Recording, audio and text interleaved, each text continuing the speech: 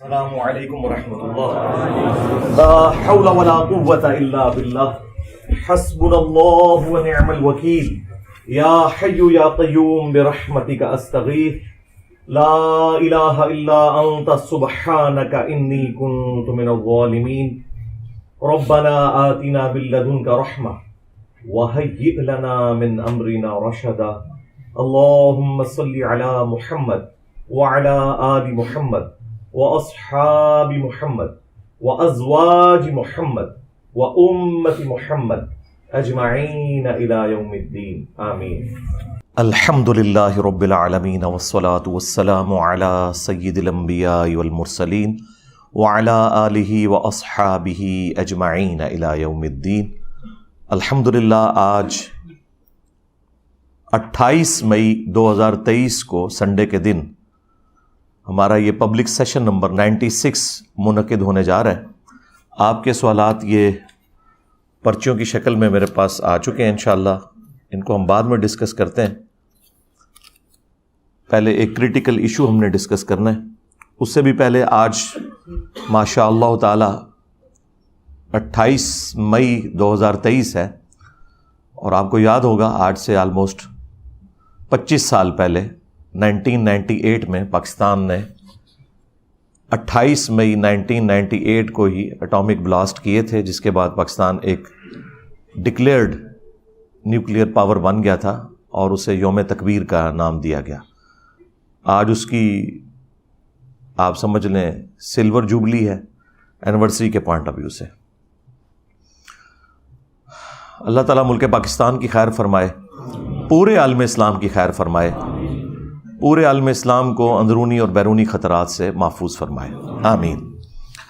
اب آ جائیں اس critical issue کی طرف جو اس ویک آپ سمجھ لیں اس ویک کا نہیں بلکہ اس پورے سال کا ایک سب سے بڑا ایشو بنا ہے اور پورے ملک کے اندر ایک ہنگامے کی صورتحال ہے. ایک بریلوی ناصبی مجہول الحال جسے کوئی جانتا بھی نہیں، سوائے اس کے کہ ننگی گالیاں دینا اس کی پہچان ہے. تو ہمارا اس پلیٹ فارم سے اس کے بارے میں گفتگو کرنا یہ مجبوراً ہے. ادروائز آپ کو پتہ ہے کہ وہ جو کچھ ماضی میں کرتا رہا میں نے کبھی اس کا نام بھی نہیں لیا. ہم تو ان کے بڑوں کو اس قابل نہیں سمجھتے، تو یہ تو شاہی کوئی نہیں، یہ تو بنو امیہ کے چھوٹے چھوٹے بندر ہیں. ہم تو بڑے بندروں کو کچھ نہیں سمجھتے. تو یہ جو ایک بنو امیہ کا بندر احسن باکسر نامی ایک شخص ناصبی بریلوی، اس نے اہل سنت اور اہل تشیع دونوں کے ہاں جو ایک کامن پرسنالٹی ہیں، ہم انہیں 12واں خلیفہ کہتے ہیں اس امت میں، آخری مجدد، اور اہل تشیع انہیں 12واں امام کہتے ہیں. دونوں اعتبار سے رسپیکٹیبل پرسنالٹی سیدنا امام محمد بن عبداللہ المہدی رضی اللہ تعالیٰ عنہ علیہ السلام کی شان میں اس نے گستاخی کی ہے. بلکہ گستاخی کا لفظ پہلی بار اگر 100% اپلائی ہوتا ہے نا تو اس کی اس خباثت کے اوپر ہے کہ اس نے ننگی گالیاں دی ہیں.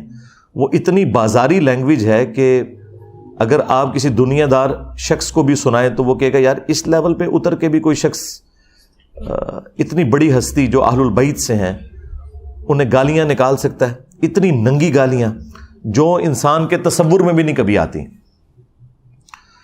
چونکہ ان کے بڑے بھی یہی کام کرتے رہے تو یہ انہی کی جائز اولاد ہیں، بنو امیہ کے بندر. اور یہ جو میں بندر بار بار لفظ استعمال کر رہا ہوں یہ احادیث کے اندر آیا ہے. وہ احادیث میں بعد میں ڈسکس کروں گا. سب سے پہلے تو اب امتحان ہے ان مولویوں کے اوپر جو گلے پھاڑ پھاڑ کر، چاہے وہ وہابیوں میں سے ہوں دو بھائی، چاہے وہ بریلویوں میں سے ہوں، خواہ وہ دیوبندیوں میں سے ہوں، جو اپنے آپ کو عظمت صحابہ اور اہل بیت کا چیمپئن سمجھتے ہیں، ان میں سے کسی کا آپ نے کوئی بیان سنا ہے کہ جو اتنی بڑی گستاخی کہ جس میں امام مہدی علیہ السلام کو مخاطب کر کے ننگی گالیاں دی ہیں ایک ناسبی بریلوی مجہول الحال بندر نے، کہ وہ اسے کنڈیم کریں؟ ویسے یہ گلے پھاڑ کے کہتے ہیں کہ ہم ساروں کے دفاع کے لیے نکلیں گے. یہ صرف بنو امیہ کے خدمت گزار ہیں، اس سے زیادہ انہیں کسی کے ساتھ کوئی ہمدردی نہیں ہے، نہ کسی خلیفہ راشد کے ساتھ انہیں کوئی ہمدردی ہے، نہ اہل البیت کے ساتھ کوئی ہمدردی ہے۔ تو ان کے چہرے کے اوپر جو ایک یہ نقاب تھا نا، وہ اللہ کے فضل سے اس واقعے کے بعد اتر گیا۔ ویسے تو پورے ملک کے اندر درجنوں FIRs اس کے اوپر درج ہو چکی ہیں، اور مجھے تو لگتا ہے شاید یہ ملک ہی چھوڑ جائے، یہاں رہنا اس کے لیے مشکل ہو جائے گا۔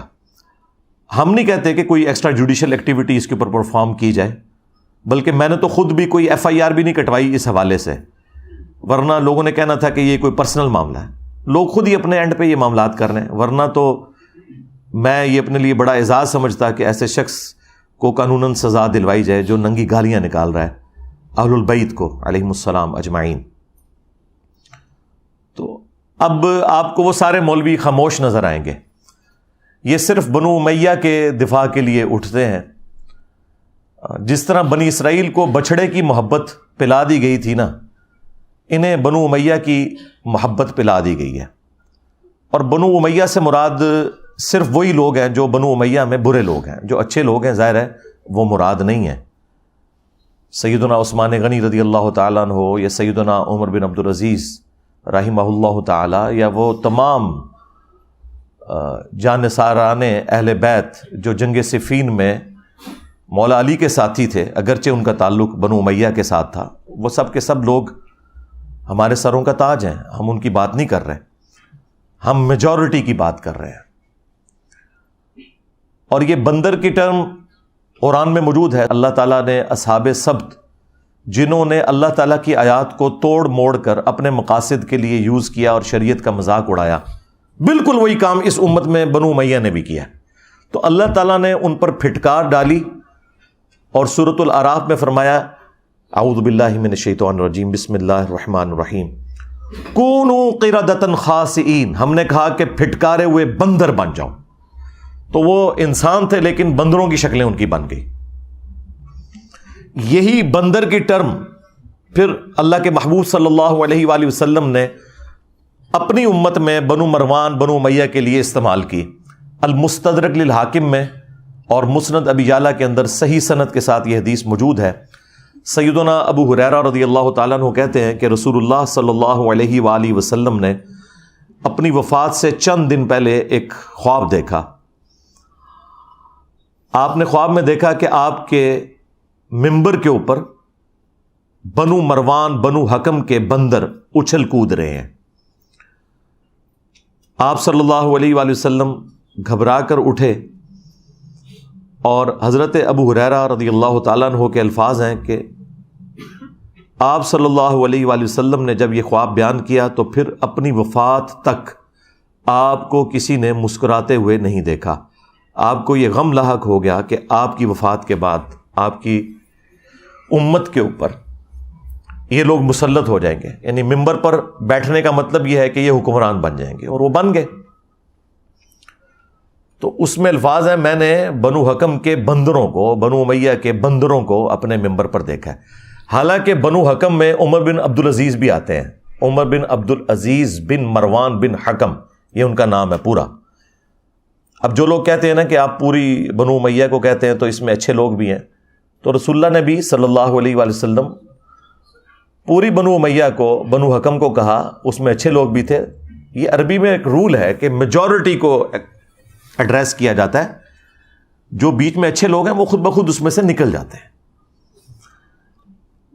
تو یہ ان کے لیے بھی ایک علمی جواب ہے، اور ظاہر ہے یہ نبی کا خواب ہے، اور نبی کا خواب وحی الہی ہوتا ہے۔ سورہ الصافات میں آیا کہ حضرت ابراہیم علیہ السلام کو اللہ تعالیٰ نے خواب میں دکھایا تھا کہ وہ اپنے بیٹے کی قربانی کر رہے ہیں، اور وہ اس کے لیے آمادہ بھی ہو گئے، بیٹے کو لٹا بھی لیا اور چھری بھی اس کی گردن پر رکھ دی۔ وہ تو اللہ تعالیٰ کی طرف سے ایک معجزہ ہوا کہ اس کی جگہ اللہ تعالیٰ نے ایک فدیہ دے دیا اور ان کی جان بچ گئی، لیکن وہ سنت ابراہیمی آج تک زندہ ہے۔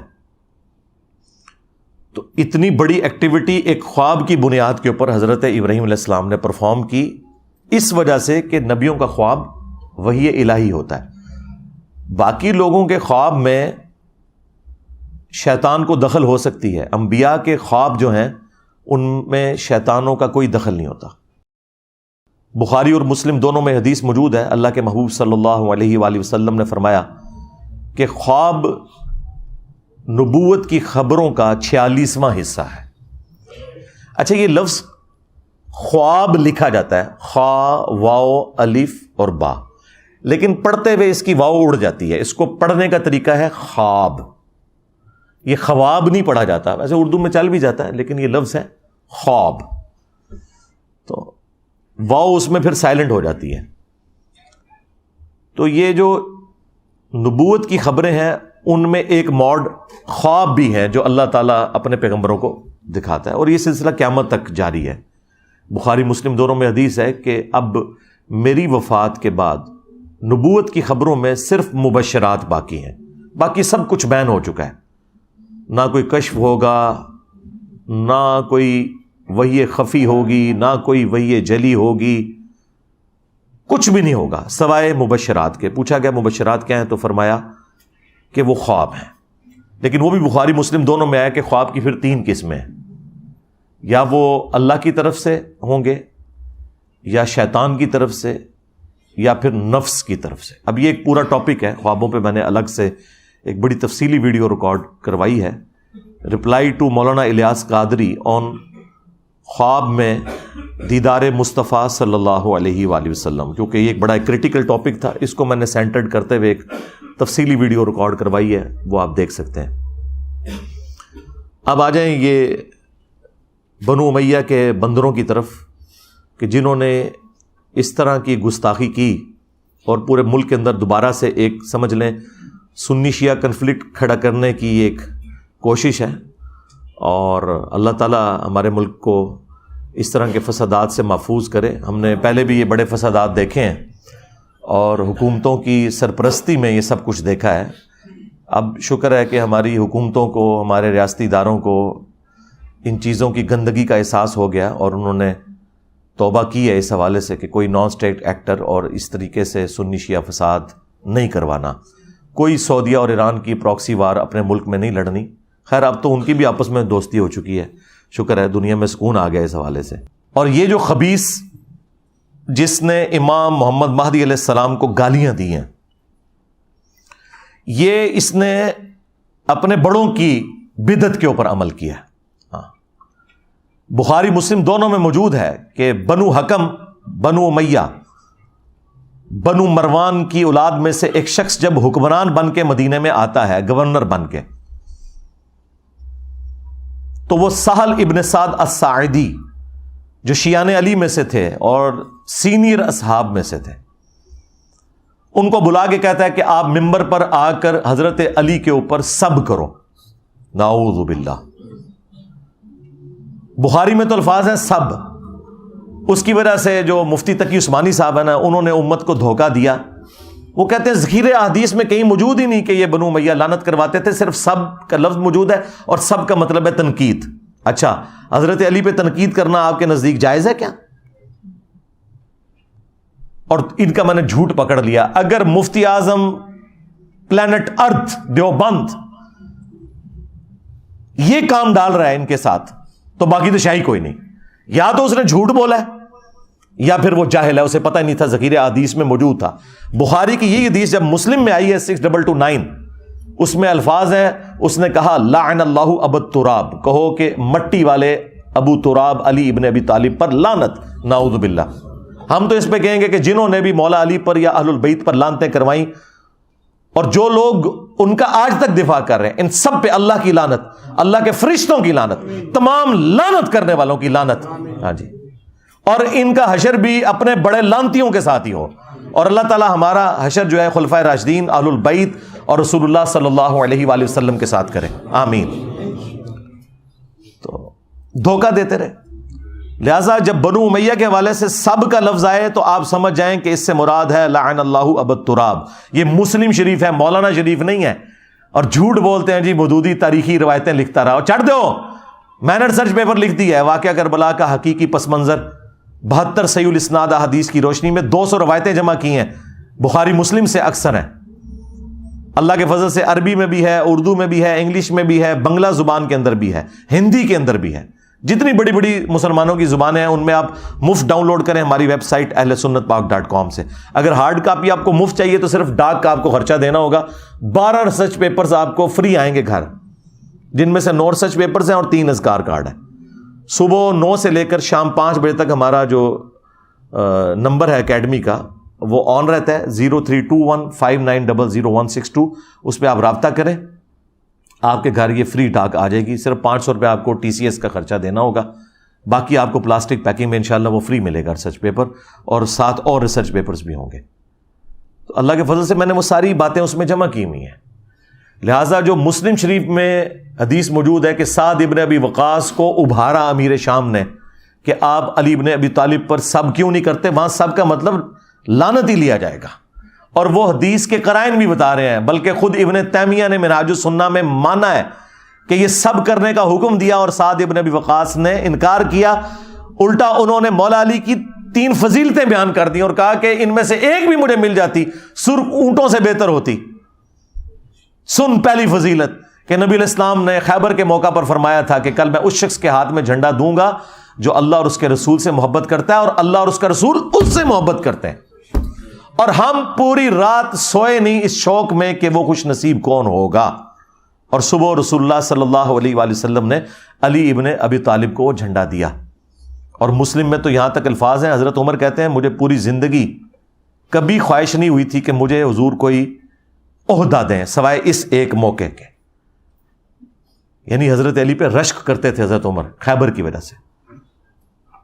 اور پھر ان کا معاویہ سن دوسرا موقع تبوک کے موقع پر، جب نبی علیہ السلام نے پہلا اور آخری موقع تھا کہ حضرت علی کو مدینہ شریف چھوڑا اور آپ جنگ پہ جا رہے تھے رومن امپائر کے خلاف، تو حضرت علی رو پڑے. تو آپ نے انہیں تسلی دی کہ اے علی کیا تو اس بات پہ راضی نہیں کہ تیری میرے ساتھ وہی نسبت ہے جو ہارون کی موسیٰ کے ساتھ، مگر میرے بعد کوئی نبی نہیں. یعنی رسول اللہ کے بعد کوئی نبی ہوتا تو حضرت علی ہوتے، اور اگر رسول اللہ کے ہوتے ہوئے کوئی امتی نبی ہوتا تو بھی حضرت علی ہوتے. تو غلام کا یعنی دجالت شاہی کوئی نہیں، اگر مولا علی نبی نہیں بن سکے تو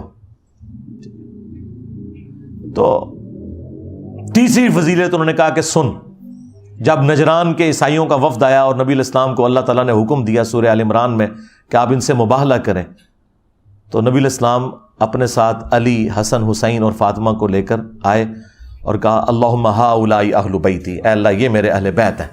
یہ 3 موقع ایسے ہیں.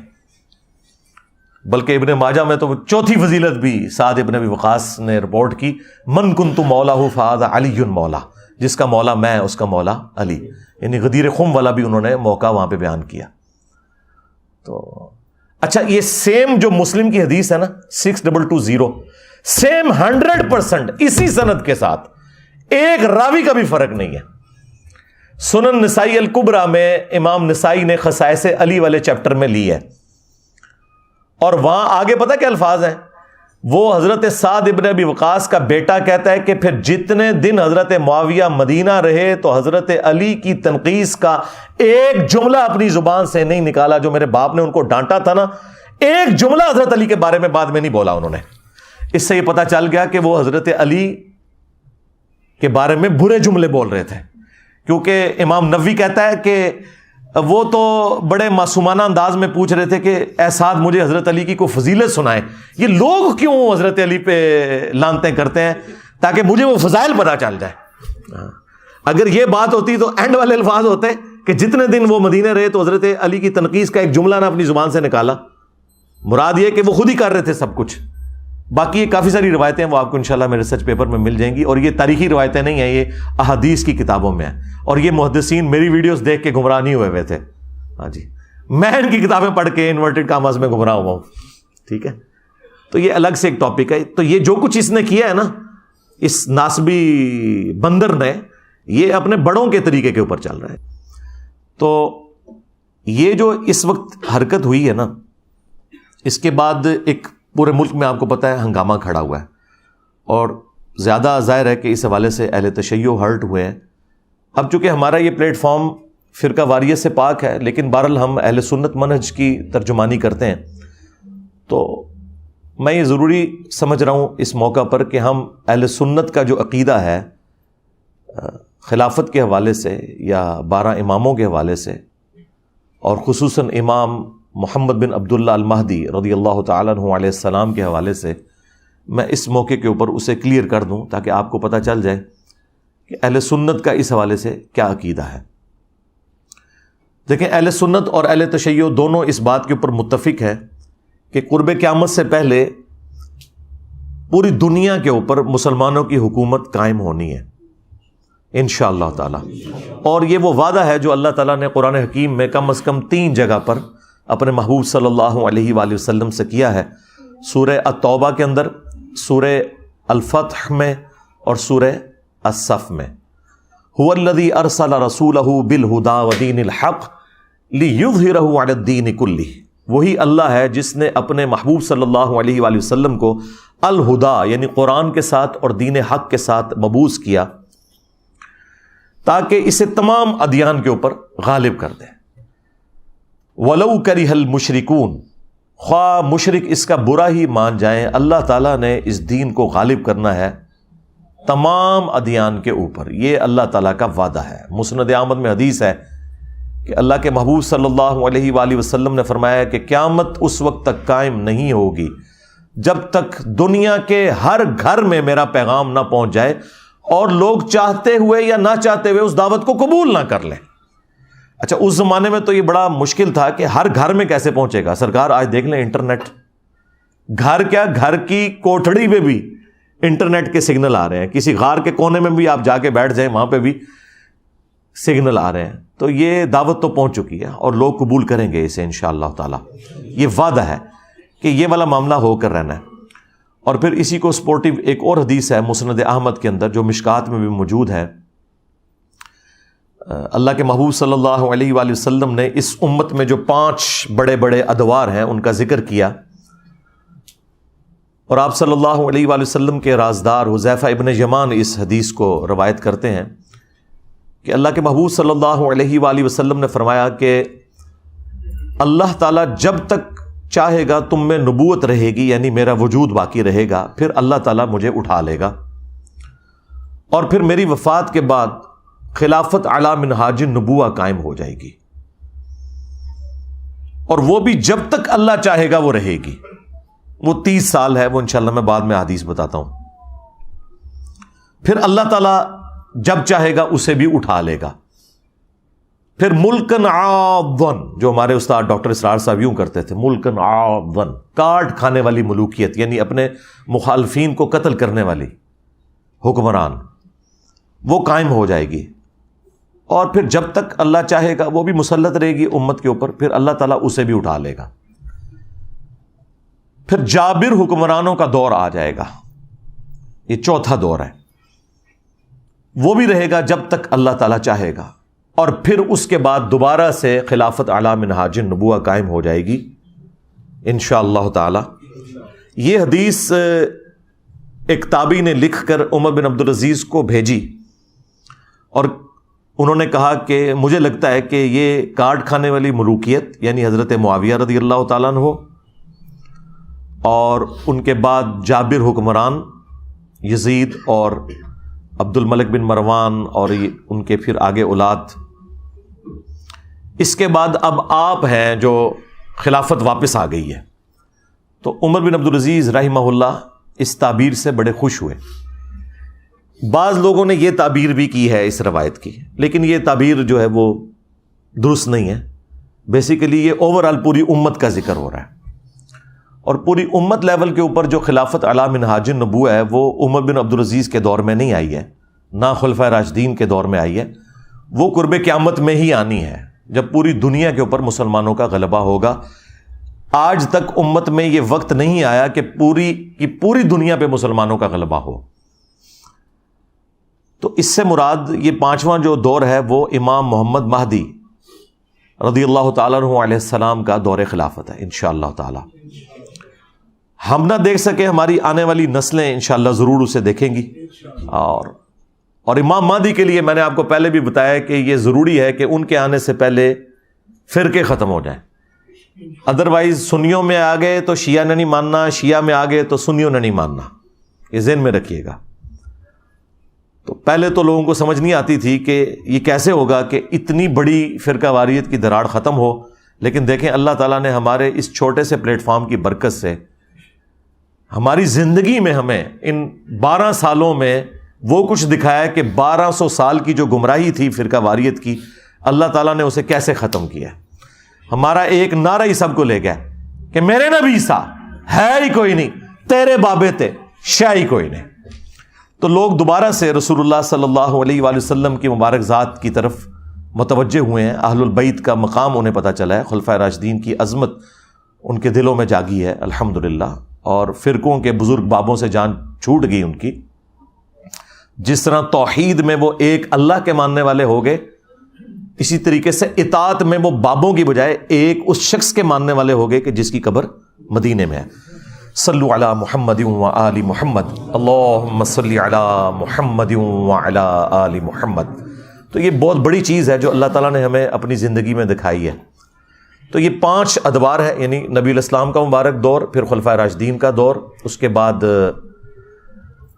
کاٹ کھانے والی ملوکیت، اور پھر اس کے بعد جابر حکمران، اور پھر اینڈ پہ خلافت علی منہاج النبوہ۔ تو آج تو ہم ماضی میں جا کے یہ سارے ادوار دیکھ سکتے ہیں۔ نبی الاسلام کا مبارک دور، اس کے بعد 30 سال خلافت راشدہ، اس کے بعد بنو امیہ اور بنو عباس، یہ وہ کاٹ کھانے والی ملوکیت تھی جو اپنے مخالفین کو کاٹ دیتی تھی، فریڈم آف ایکسپریشن نہیں دیتی تھی۔ اس کے بعد جابر حکمران، جابر حکمرانوں کا دور وہ ہے جب مسلمانوں پر زبردستی حکمران مسلط ہو گئے، یعنی کلونین پاورز آ گئیں، کہیں پہ فرینچ آ گئے، کہیں پہ گریٹ برٹن کا قبضہ ہو گیا، اور پھر آلموسٹ آج سے 100 سال پہلے ان کی گرفت ڈھیلی پڑی، اور آج ماشاءاللہ آلموسٹ 60 کے قریب مسلم کنٹریز دنیا میں موجود ہیں۔ تو وہ جو جابر حکمرانوں کا دور ہے نا، وہ اللہ کے فضل سے ٹوٹنا شروع ہو گیا، اور امپائرز ختم ہو گئے، اب ملک بن گئے۔ تو اب وہ یہ ٹرانزیشن پیریڈ ہے جو جابر حکمرانوں کے بعد خلافت راشدہ کا جو دور آنا ہے، یہ اس کے درمیان کا پیریڈ ہے۔ ظاہر ہے یہ فوراً تو ایک پیریڈ دوسرے میں شفٹ نہیں ہوتا، گریجولی ہوتا ہے۔ تو اس وقت ہم چوتھے اور 5ویں دور کے درمیان بیٹھے ہوئے ہیں انشاءاللہ تعالی، اور اللہ تعالیٰ نے چاہا تو انشاءاللہ ہم نہیں تو ہماری آنے والی نسلیں اس غلبے کو دیکھیں گی، امام محمد مہدی رضی اللہ تعالیٰ عنہ علیہ السلام۔ اچھا، اب اہل سنت اور اہل تشیع میں جو امام مہدی کے حوالے سے اختلاف یہ ہے کہ وہ ان کو 12 اماموں میں 12واں امام سمجھتے ہیں، اور وہ 12 کے 12 امام ہم بھی مانتے ہیں، وہ سارے اہل سنت کے بھی امام ہیں، امام علی علیہ السلام سے لے کر امام محمد مہدی تک۔ لیکن ان کا موقف یہ ہے کہ وہ غیابت میں چلے گئے ہیں آج سے آلموسٹ 1200 سال پہلے، اور وہ قرب قیامت میں ظاہر ہوں گے۔ اہل سنت کا موقف یہ ہے کہ وہ اہل البیت میں سے ہوں گے، لیکن وہ قرب قیامت میں پیدا ہوں گے۔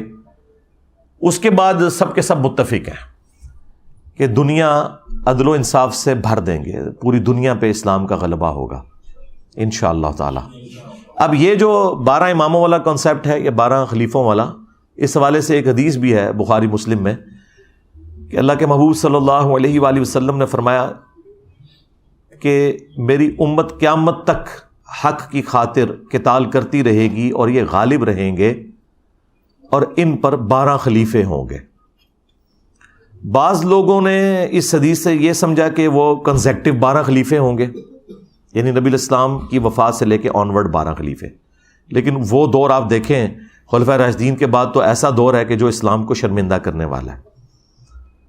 تو بعض محدثین نے اس کی تعویل یہ کی کہ یہ چونکہ الفاظ ہیں مسلم شریف میں کہ یہ قیامت تک دین غالب رہے گا اور اس پر 12 خلیفے ہوں گے، تو اس سے مراد یہ ہے کہ 12 کی گنتی قیامت تک پوری ہوگی، اور یہ یعنی امت میں بڑی پرسنالٹی جس کے اوپر اہل سنت کے تینوں فرقے متفق ہیں، بریلوی، دیوبندی، اہل حدیث، اور ان کے علاوہ بھی حنفی، شافعی، مالکی، حنبلی جو فقہی اعتبار سے اختلافات ہیں۔ حافظ ابن کثیر بہت بڑی پرسنالٹی ہے، ابن تیمیہ کے شاگرد ہیں، وہابیوں کو بھی کوئی اعتراض نہیں ہوگا۔ تو حافظ ابن کثیر نے تفسیر ابن کثیر میں آیت الاستخلاف جو ہے سورہ نور کی آیت نمبر 55 کہ اللہ تعالیٰ کا یہ وعدہ ہے کہ جو لوگ ایمان لائیں گے اور نیک اعمال کریں گے، اللہ تعالیٰ انہیں ضرور بالضرور دنیا میں خلافت دے گا، حکومت دے گا. یہ جو آیت ہے نا سورہ نور کی آیت نمبر 55، اس کے کانٹیکسٹ میں حافظ ابن کثیر نے یہ پوری بحث کی ہے اور 12 خلیفوں والی حدیث بخاری مسلم کی نقل کر کے انہوں نے کہا کہ اس حدیث سے کوئی یہ مطلب نہ لے کہ یہ حضور کے فوراً بعد شروع ہو جائیں گے. انہوں نے کہا فوراً بعد جو ہیں وہ 4 ہی ہیں، ابو بکر، عمر، عثمان اور علی، اور حسن ابن علی کے 6 مہینے بھی حضرت علی کی خلافت کے دور میں ہی آتے ہیں. اور پھر وقتاً فوقتاً خلیفہ آئیں گے، جس طرح عمر بن عبدالعزیز آئے، اور آخری خلیفہ ہوں گے امام محمد مہدی. پھر انہوں نے اہل تشیع کا اس میں رد کیا کہ شیعہ جو یہ 12 اماموں والا کنسیپٹ رکھتے ہیں، ہم اس کنسیپٹ کو نہیں مانتے، لیکن ہم 12 خلیفوں کو مانتے ہیں. اور چونکہ بخاری مسلم میں آیا کہ یہ جو 12 خلیفے ہیں ان کو اللہ تعالیٰ حکومت دے گا، تو اہل تشیع جن اماموں کو خلیفہ ڈکلیئر کر رہے ہیں ان میں سے تو صرف 2 کو حکومت ملی ہے، مولا علی علیہ السلام کو اور مولا حسن علیہ السلام کو. باقی تو بیچارے سارے کے سارے ظلماً شہید کیے گئے ہیں. اس میں انہوں نے اپنا جو سنی موقف ہے وہ بھی بیان کیا اور شیعہ کے اوپر رد کیا، لیکن 12 کے فگر کے اوپر اور 12ویں امام کے اوپر وہ بھی متفق ہیں، چاہے آپ اسے 12 نمبر خلیفہ کہہ لیں یا 12 نمبر امام کہہ لیں. اور شیعہ نے تو اپنا نام ہی آپ کو پتا ہے، 12 12 اماموں کے ماننے والے. 12 یعنی کہ عربی میں 12 اماموں کے ماننے والے لوگ. تو وہ 12ویں امام کے اوپر تو سب کے سب متفق ہیں. اچھا، اب بڑی حیران کن بات ہے، یہ جو آیت نور ہے نا، اسی کے کانٹیکسٹ میں نہج البلاغہ جو شیعہ کے ہاں ایک معتبر کتاب ہے، اس میں بھی مولا علی علیہ السلام کا ایک خطبہ ہے کہ جب رومنز اور پرشینز کے خلاف جنگ جاری تھی حضرت عمر کے دور میں، اور سیدنا عمر نے یہ ارادہ کیا کہ میں خود ان جنگوں میں شریک ہوں، تو حضرت علی نے انہیں ان جنگوں میں شریک ہونے سے روکا اور کہا کہ اگر آپ شہید ہوگے تو پھر پیچھے سے یہ سارے کا سارا معاملہ تتر بتر ہو جائے گا. آپ پیچھے رہیں، اگر مسلمانوں کو قادسیہ یا یرموک میں شکست کا سامنا بھی کرنا پڑا تو ہم دوبارہ سے فوج تیار کر کے اور اپنے مسلمان بھائیوں کی نصرت کے لیے پیچھے سے بھجوا دیں گے، لیکن اگر آپ شہید ہو گئے تو پیچھے پھر عرب کے لوگ جو ہیں منتشر ہو جائیں گے. یہ پورے کا پورا خطبہ شیعہ کے ہاں نہج البلاغہ میں 2 جگہ یہ خطبات موجود ہیں. ان میں ایک خطبے میں یہ الفاظ ہیں کہ اللہ کا یہ وعدہ ہے کہ اللہ تعالیٰ نے اہل ایمان کو زمین میں خلافت دینی ہے. یعنی یہ سورہ نور آیت نمبر 55 کی طرف مولا علی کا اشارہ تھا کہ جو خلفائے راشدین کو اللہ تعالیٰ غلبہ دے رہا ہے یہ اسی خلافت کا حصہ ہے جو اللہ تعالیٰ نے قرآن میں وعدہ فرمایا ہے. تو یہ بہت بڑی دلیل ہے اس حوالے سے کہ مولا علی علیہ السلام خلفائے راشدین کی حکومت کو اللہ تعالیٰ کی طرف سے انعام سمجھا کرتے تھے. الحمدللہ. بہرحال سنی اور شیعہ ایک ایسی ہستی کے اوپر متفق ہیں جو اہل سنت کے ہاں 12ویں خلیفہ ہیں اور اہل تشیع کے ہاں وہ 12ویں امام ہیں. قرب قیامت میں انہوں نے پوری دنیا کو انصاف سے بھرنا ہے. یعنی نٹ شیل کے اندر یہ ایک پورے کا پورا عقیدہ ہے جس پہ سنی اور شیعہ کا اتفاق ہے. ہاں جہاں اختلاف ہے وہ یہ ہے کہ شیعہ کا یہ موقف ہے کہ وہ پیدا ہو چکے ہیں، غیابت میں ہیں، اور اہل سنت کا موقف یہ ہے کہ انہوں نے ابھی آنا ہے. اس کے بعد سب کچھ اتفاقی امر چل رہا ہے. اور اسپیسیفکلی امام محمد مہدی علیہ السلام کے حوالے سے اہل سنت کے ہاں کم از کم 12 صحیح الاسناد احادیث تو موجود ہیں، اور اگر آپ اس کے طرق گننے شروع کر دیں تو وہ تو سینکڑوں میں. میں نے 12 کا فگر امام مہدی کی نسبت سے لیا، چونکہ وہ 12ویں امام ہیں یا 12ویں خلیفہ ہیں، اس لیے میں نے 12 کے عدد کو ٹارگٹ کیا کہ میں 12 احادیث آپ کو مختصر سے وقت میں سنا دوں گا تاکہ آپ کو اس حوالے سے کلیئر ہو. اور پھر یہ 12 احادیث ان لوگوں کے لیے بھی لمحہ فکریاں ہیں جنہوں نے اس امت میں تقلید کے نام کے اوپر ایک فتنہ کھڑا کیا ہے، اور انہوں نے یہ کہا کہ جی 4 اماموں میں سے ایک امام کی تقلید ضروری ہے، ادروائز آپ گمراہ ہو جائیں گے. تو میرا یہ معصومانہ سوال ہے کہ جس امام نے قرب قیامت میں آنا تھا، یعنی امام محمد مہدی رضی اللہ تعالیٰ عنہ علیہ السلام، ان کے بارے میں تو درجنوں احادیث موجود ہیں، اور تمہارے بنائے ہوئے امام جنہوں نے ریٹائر ہی نہیں ہونا، دیکھیں نا ریٹائر ہی نہیں ہو رہے نا، وہ کہہ رہے ہیں جی آج بھی تقلید انہی کی کرنی ہے. حالانکہ آج 80% مسائل جو ہے نا وہ جدید ہیں، جن کا امام حنیفہ، امام شافعی، امام احمد بن حنبل، امام مالک کو پتہ ہی نہیں ہے کہ اس وقت دنیا میں کیا مسائل ہیں. ان میں ان اماموں کی توہین نہیں کر رہا, ان کے نام پہ جو فرقے کھڑے ہوئے ہیں نا ان کو ٹارگٹ کر رہا ہوں. اگر ہم آج عیسیٰ ابن مریم کے حوالے سے کرسچنز کو جھنجھوڑتے ہیں تو اس کا مطلب یہ نہیں کہ ہم عیسیٰ ابن مریم کی توہین کر رہے ہیں. تو جن اماموں نے ریٹائر ہی نہیں ہونا بقول ان کے بارے میں کوئی حدیث ہے؟ اور جس نے قرب قیامت میں آنا تھا ان کے بارے میں تو احادیث موجود ہیں. اس کا مطلب ہے کہ یہ انہوں نے خود جعلی عقیدہ تقلید کا گھڑا ہے. ہاں آپ امام اگر ایکسپرٹس کے طور پر کہیں تو سرکار وہ تو جتنے بھی امت میں بڑے بڑے علماء جنہوں نے اس امت کو کنٹریبیوٹ کیا ہے وہ سارے ہمارے امام ہیں, چاہے وہ امام بخاری ہوں, امام مسلم ہوں, باقی محدثین ہوں, فقہا ہوں, امام حنیفہ, امام شافعی, احمد بن حنبل, امام مالک رحمہم اللہ اجمعین, یہ سب کے سب ہمارے امام ہیں. اور میں تو جب غصے میں آتا ہوں نا تو میں ان کو کہتا ہوں کہ جی جب مجھ سے کوئی پوچھتا ہے نا آپ کس امام کو مانتے ہیں, میں کہتا ہوں میں امام حسین نو مننا, چل ٹور اگے, تیرا امام حنیفہ یا شافعی یا مالک یا احمد بن حنبل امام حسین سے بڑا ہے کیا؟ امت کو تم لوگوں نے توڑا ہوا ہے. امام وہ ہے جس کی قبر مدینے میں ہے صلی اللہ علیہ وآلہ وسلم. النبی اولا بالمؤمنین من انفسہم وازواجہ امہاتہم, نبی مومنین کی جانوں پر ان سے بڑھ کر حق رکھتے ہیں, اور نبی کی بیویاں امت کی مائیں ہیں, اور نبی امت کے روحانی باپ ہیں. اور ایسا امام ہے ہمارا کہ ما ضل صاحبکم وما غوا, تمہارے نبی نہ کبھی بہکے ہیں نہ کبھی بہرا چلے ہیں. تمہارے امام اور ان کے ماننے والے تو آپس میں لڑتے رہے, اتنا لڑے کہ کعبے میں انہوں نے 4 مسلح ڈال دیے 400 سال تک. سلطنت عثمانیہ کے دور میں 1517 سے لے کر 1917 تک یہ تو سعودی حکومت نے آگے اٹھائے ہیں.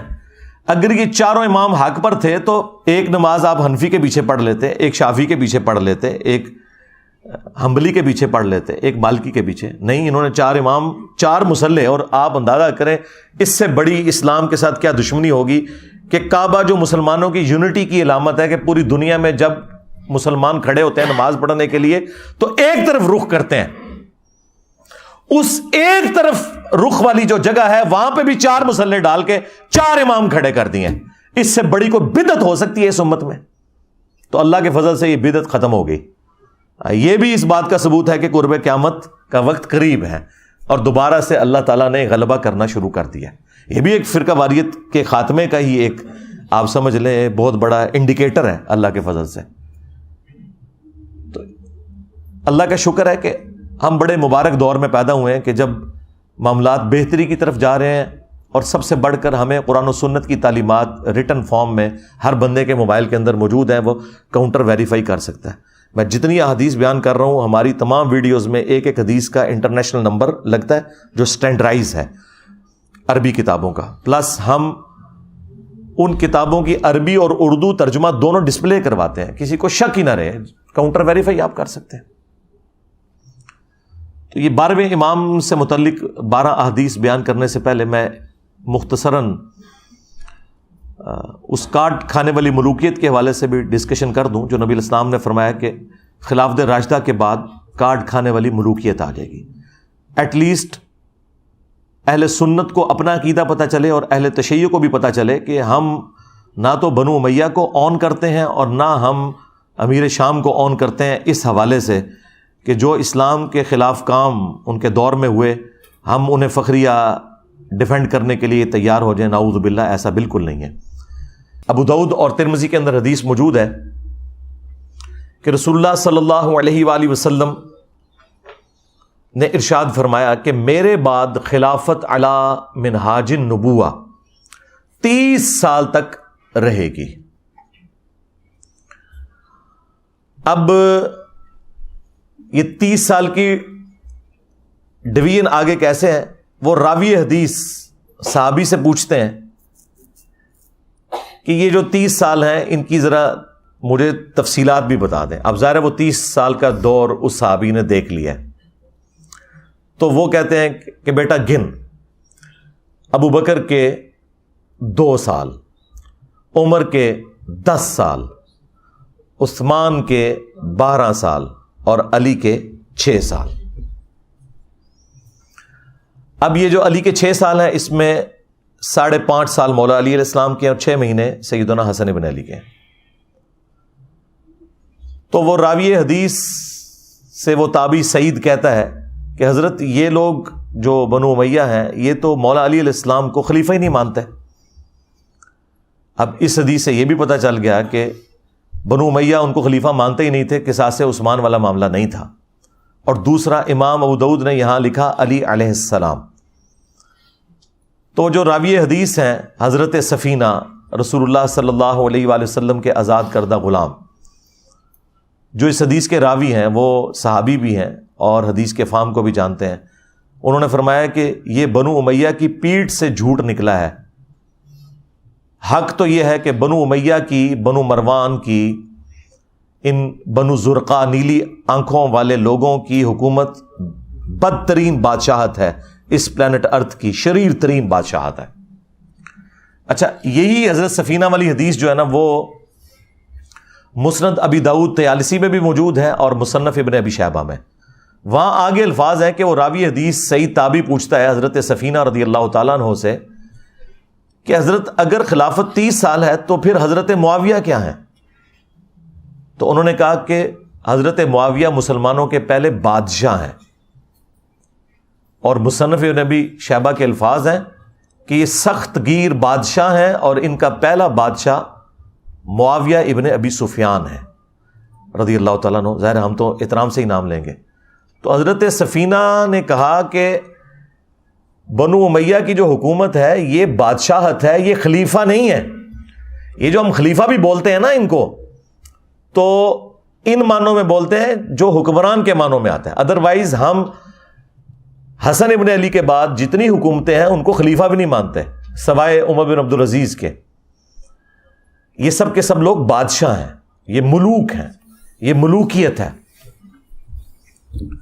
تو اب اس میں واضح موجود ہے کہ بنو مروان، بنو حکم، بنو امیہ، ان کی حکومت شرعی ترین بادشاہت ہے، اور یہ ایک ایسے اس امت کے اوپر مسلط ہوئے ہیں کہ آج تک ان کے اثرات باقی ہیں۔ اللہ کا شکر ہے کہ ہمارے پلیٹ فارم کی برکت سے اب لوگوں کے سامنے ان کی اصلیت آ گئی ہے، ورنہ تو آپ لوگوں کو پتہ ہی نہیں چلنا تھا، آپ لوگوں نے جاہلیت کی موت مر جانا تھا اس حوالے سے۔ اب آخر میں وہ میں 12 صحیح الاسناد احادیث بیان کر دوں 12ویں امام یا 12ویں خلیفہ کی نسبت سے۔ پہلی حدیث بخاری اور مسلم دونوں میں موجود ہے۔ اچھا، یہ جو حدیثیں ہیں یہ اکا دکا صحابہ نے روایت نہیں کی ہوئی ہیں، ایٹ لیسٹ 8 صحابہ ہیں جنہوں نے یہ حدیثیں روایت کی ہیں، جو میرے علم کی حد تک ہے، اس سے بھی زیادہ ہو سکتے ہیں۔ سیدنا علی رضی اللہ تعالیٰ عنہ، سیدنا ابن عباس رضی اللہ تعالیٰ عنہ، سیدنا ابو سعید خدری رضی اللہ تعالیٰ عنہ، سیدنا ابو ہریرہ رضی اللہ تعالیٰ عنہ، سیدہ عائشہ سلام اللہ علیہا، سیدہ ام سلمہ سلام اللہ علیہا، سیدنا ابو سعید خدری رضی اللہ تعالیٰ عنہ۔ تو یہ بڑے بڑے اصحاب ہیں جنہوں نے یہ احادیث روایت کی ہیں الحمدللہ۔ ابن مسعود بھی شامل ہیں اس میں، صوبان بھی ہیں رضی اللہ عنہم اجمعین وعلیہم السلام اجمعین۔ پہلی حدیث بخاری اور مسلم دونوں میں موجود ہے۔ رسول اللہ صلی اللہ علیہ وآلہ وسلم نے فرمایا، تمہاری اس وقت کیا شان ہوگی جب عیسیٰ ابن مریم تم میں اتریں گے، یعنی قرب قیامت میں، وَإِمَامُكُم مِّنكُم، اور تمہارا امام تم میں سے ہوگا، یعنی امام جو ہے یہ امت ہوگی، اور عیسیٰ ابن مریم جو کہ اولو العزم پیغمبر ہیں، 5 پیغمبروں میں سے، محمد رسول اللہ صلی اللہ علیہ وآلہ وسلم، ابراہیم خلیل اللہ، موسیٰ کلیم اللہ، نوح نجی اللہ، اور عیسیٰ روح اللہ، ان 5 اولو العزم پیغمبر جو سورۃ الاحزاب اور سورہ الشورى میں آئے، ان میں سے ایک اولو العزم پیغمبر مقتدی ہوگا اور امام، وَإِمَامُكُم مِّنكُم، تمہارا امام تم میں سے ہوگا۔ یہ حدیث بخاری میں بھی ہے اور مسلم میں بھی۔ دوسری حدیث مسلم شریف میں ہے، نبی صلی اللہ علیہ وآلہ وسلم نے فرمایا کہ میری امت کا ایک گروہ قیامت تک حق کے لیے لڑتا رہے گا، حتیٰ کہ عیسیٰ ابن مریم نازل ہوں گے، اور مسلمانوں کا امیر ان سے کہے گا کہ آپ ہمیں نماز پڑھائیں، تو وہ کہیں گے کہ یہ اللہ تعالیٰ نے فضیلت اس امت کو دی ہے کہ تم میں سے بعض کے امام ہوتے ہیں، تو امامت تم کرو گے۔ اور یہ امام محمد مہدی علیہ السلام ہوں گے۔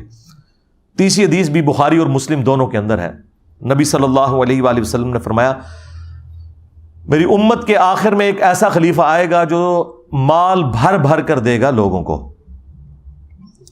وہ راوی حدیث جو ہیں وہ پوچھتے ہیں اس صحابی سے کہ کیا اس خلیفہ سے مراد عمر بن عبدالعزیز ہیں؟ تو وہ کہتے ہیں نہیں، اس سے مراد عمر بن عبدالعزیز نہیں ہے، یہ وہ خلیفہ ہے جو امت کے اینڈ پہ آئے گا قرب قیامت میں، یعنی امام محمد مہدی علیہ السلام۔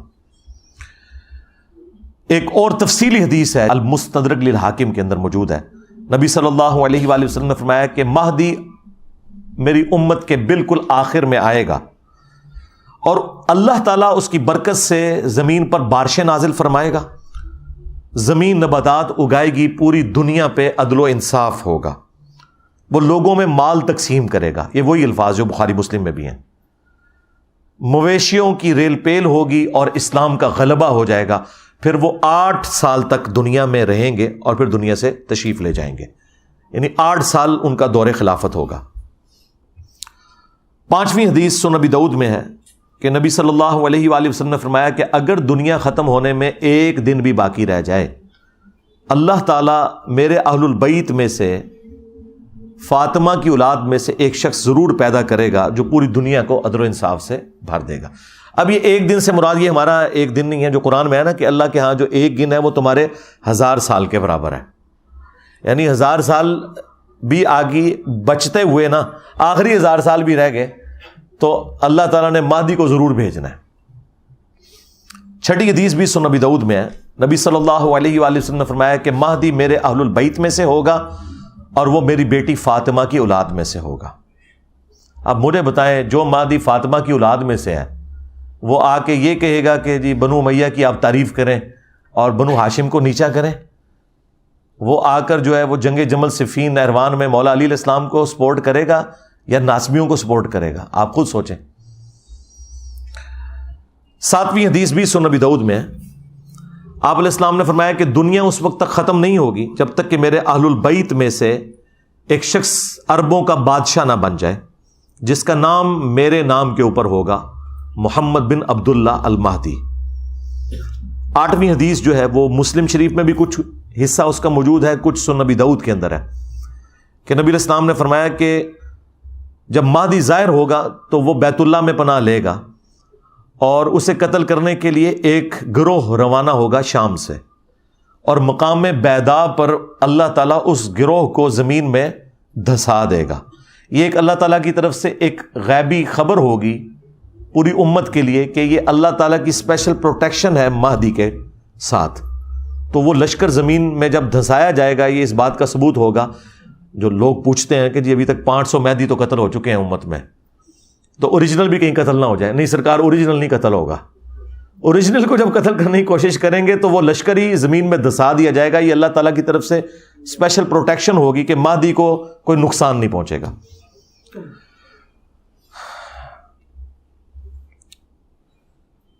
9ویں حدیث سنن ابن ماجہ میں ہے کہ نبی علیہ السلام نے فرمایا کہ مہدی میرے اہل بیت میں سے ہوگا اور اللہ تعالیٰ ایک رات میں اس کا معاملہ درست کر دے گا، یعنی حالات و واقعات ایسے فیوریبل کر دے گا کہ مسلمانوں کی لیڈرشپ کے لیے اسے تیار کر دے گا۔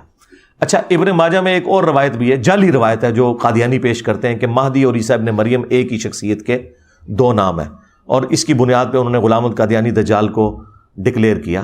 حالانکہ وہ روایت جو ہے وہ منقطع ہے، راوی یعنی ملاقات ہی آپس میں ثابت نہیں ہے، حسن بصری مدلس ہیں، ان سے روایت کر رہے ہیں، کم از کم 4 سگم اس روایت میں موجود ہے۔ جعلی روایت ہے، جسے جعلی روایت محدثین نے ڈکلیئر کیا، وہ اس کی بنیاد کے اوپر وہ آگے لے کے چل رہے ہوتے ہیں اس معاملے کو۔ یہ 9 حدیثیں جو ہیں یہ مرفوع حدیثیں ہیں جو میں نے بیان کی، یعنی نبی صلی اللہ علیہ وآلہ وسلم نے خود ارشاد فرمایا اور صحابہ نے نبی علیہ السلام سے سنا۔ آخری 3 حدیثیں جو ہیں وہ صحابہ کے اقوال ہیں، اور صحابی کا قول اگر مستقبل کی خبر سے متعلق ہو تو یہ محدثین کا اتفاق ہے کہ وہ اللہ کے نبی کے بتانے پر ہی محمول ہوتا ہے، کیونکہ غیبی خبر نبی کے ذریعے صحابہ کو دی جاتی ہے۔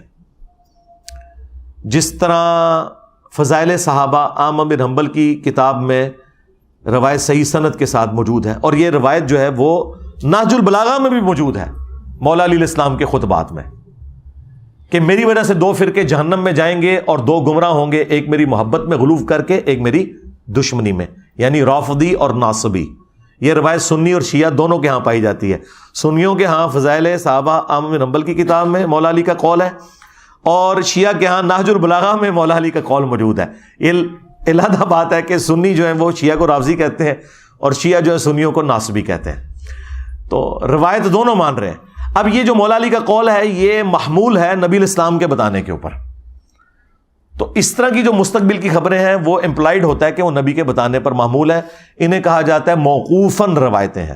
وہ موقوفاً مولا علی السلام سے روایت ہے 10ویں المستدرک للحاکم میں کہ قرب قیامت میں ہاشمیوں میں سے ایک خلیفہ ظاہر ہوگا، اللہ تعالیٰ یعنی امام مہدی کو بھیجے گا، اور اس کے دور میں اللہ تعالیٰ کی نعمتیں جو ہیں وہ ان کی فراوانی ہوگی اور لوگوں میں پیار اور محبت بڑھ جائے گا، یعنی وہی فرقہ واریت ختم ہو جائے گی، دشمنیاں ختم ہو جائیں گی، اور پھر اس کے بعد دجال کا ظہور ہوگا۔ پھر جب دجال کا ظہور ہوگا تو پھر حضرت عیسیٰ ابن مریم کو اللہ تعالیٰ بھیجے گا دجال کو قتل کرنے کے لیے۔ وہ مسلم شریف میں بڑی تفصیلی حدیث موجود ہے، دجال کے اوپر الگ سے میری ویڈیوز آپ دیکھ لیں، کیونکہ دجال کا فتنہ بہت بڑا فتنہ ہوگا۔ اس فتنے کی سرکوبی کے لیے عیسیٰ ابن مریم جیسی بڑی پرسنالٹی کی ضرورت پڑے گی۔ 11 نمبر حدیث ابن عباس سے موقوفاً ہے، مصنف ابن ابی شیبہ کے اندر۔ وہ کہتے ہیں کہ ہم اہل بیت میں سے ایک نوجوان ظاہر ہوگا قرب قیامت میں، امام مہدی، اور اس پر بہت زیادہ فتنے وارد ہوں گے، لیکن اللہ تعالیٰ اسے تمام فتنوں سے محفوظ رکھے گا، یعنی اللہ تعالیٰ کی ایک غیبی تائید ہوگی۔ اور پھر ابن عباس کہتے ہیں کہ وہ اہل بیت کا نوجوان اس امت کے معاملے کو سیدھا کر دے گا، جو ٹیڑھے راستے پر ہوگا ان کو بالکل سیدھا کر دے گا۔ اور 12ویں اور آخری موقوفاً روایت صوبان سے ہے، جو نبی الاسلام کے آزاد کردہ غلام ہے۔ یہ بڑی مشہور روایت آپ نے سنی ہوگی، مسند احمد میں اور المستدرک للحاکم میں، کہ جب خراسان سے کالے جھنڈے آتے ہوئے دیکھو تو ان کا استقبال کرنا، ان میں اللہ کا خلیفہ مہدی ہوگا۔ اب یہ خراسان جو ہے یہ ایران اور افغانستان اور پاکستان کے جو جنوبی علاقے ہیں، یہ سارے کا سارا ایریا نبی الاسلام کے زمانے میں خراسان کہلاتا تھا۔ تو یہ وہ روایت ہے جس کی بنیاد کے اوپر آپ کو پتہ ہے کہ مسلمانوں کو کاٹنے کے لیے مسلمانوں میں جہادی تنظیمیں پیدا ہوئیں کہ جی ہم وہ لشکر ہے جو خراسان سے نکلے گا، اور وہ خراسان سے نکل کے مسلمانوں کو تو نہیں قتل کرے گا نا۔ تو یہ ایک احادیث سے الفاظ اٹھاتے ہیں، اور اس میں تو الفاظ ہیں کالا جھنڈا، آپ تو کالے جھنڈے سے چڑھتے ہیں، آپ تو کہتے ہیں کالا لباس جہنمیوں والا ہے، آپ کالی پگڑی سے چڑھتے ہیں، آپ کالے کپڑوں سے چڑھتے ہیں، تو آپ کا کیا کالے لباس کے ساتھ لینا دینا؟ تو یہ تو سنت ہے جس سے آپ چڑھتے ہیں۔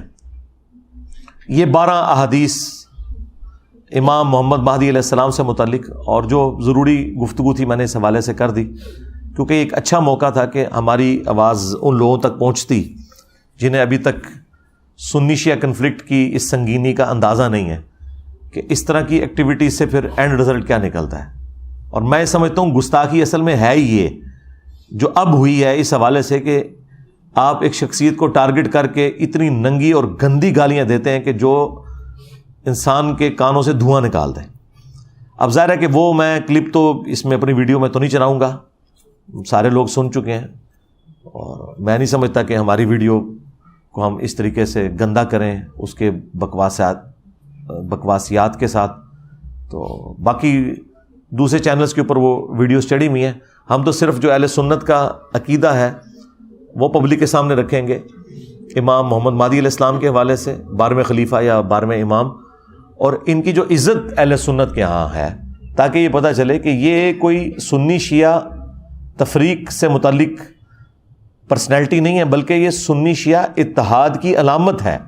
امام محمد بن عبداللہ المہدی رضی اللہ تعالیٰ عنہ وعلیہ السلام، اللہ تعالیٰ اگر ہماری زندگی میں وہ آئیں تو ہمیں ان کا ساتھ دینے کی توفیق عطا فرمائے، اور اگر ہماری آنے والی نسلوں میں وہ لوگ ہیں جنہوں نے امام محمد مہدی کا زمانہ پانا ہے تو انہیں توفیق دے کہ وہ ان کا ساتھ دیں غلبہ اسلام کے لیے۔ صلو علی محمد و آل محمد اللہم صلی علی محمد و علی آل محمد و اصحاب محمد و ازواج محمد و امت محمد اجمعین الی یوم الدین آمین۔ اچھا جی، اب یہ پرچیوں کا سلسلہ آپ کی شروع کرتے ہیں انشاءاللہ، ریئل ٹائم جو میرے پاس آئی ہیں۔ پرچیوں کے حوالے سے میں ہر دفعہ کلیئر کرتا ہوں، پھر کر دوں کہ میں یہاں پہ صرف ورڈکٹ دوں گا، کیونکہ کوئی ٹاپک ایسا بچا نہیں جس کے اوپر میں نے تفصیلی گفتگو نہ کی ہو۔ تو ہر دفعہ ہر ٹاپک کو تفصیل سے بیان کرنا یہ ممکن نہیں ہے، ورنہ اب یہ 300-400 بندہ بیٹھا ہے، ہر ایک بندے کی پرچی پہ اگر میں 10 منٹ لگاؤں تو آپ ذرا اندازہ لگائیں 3000 منٹ بن جاتے ہیں۔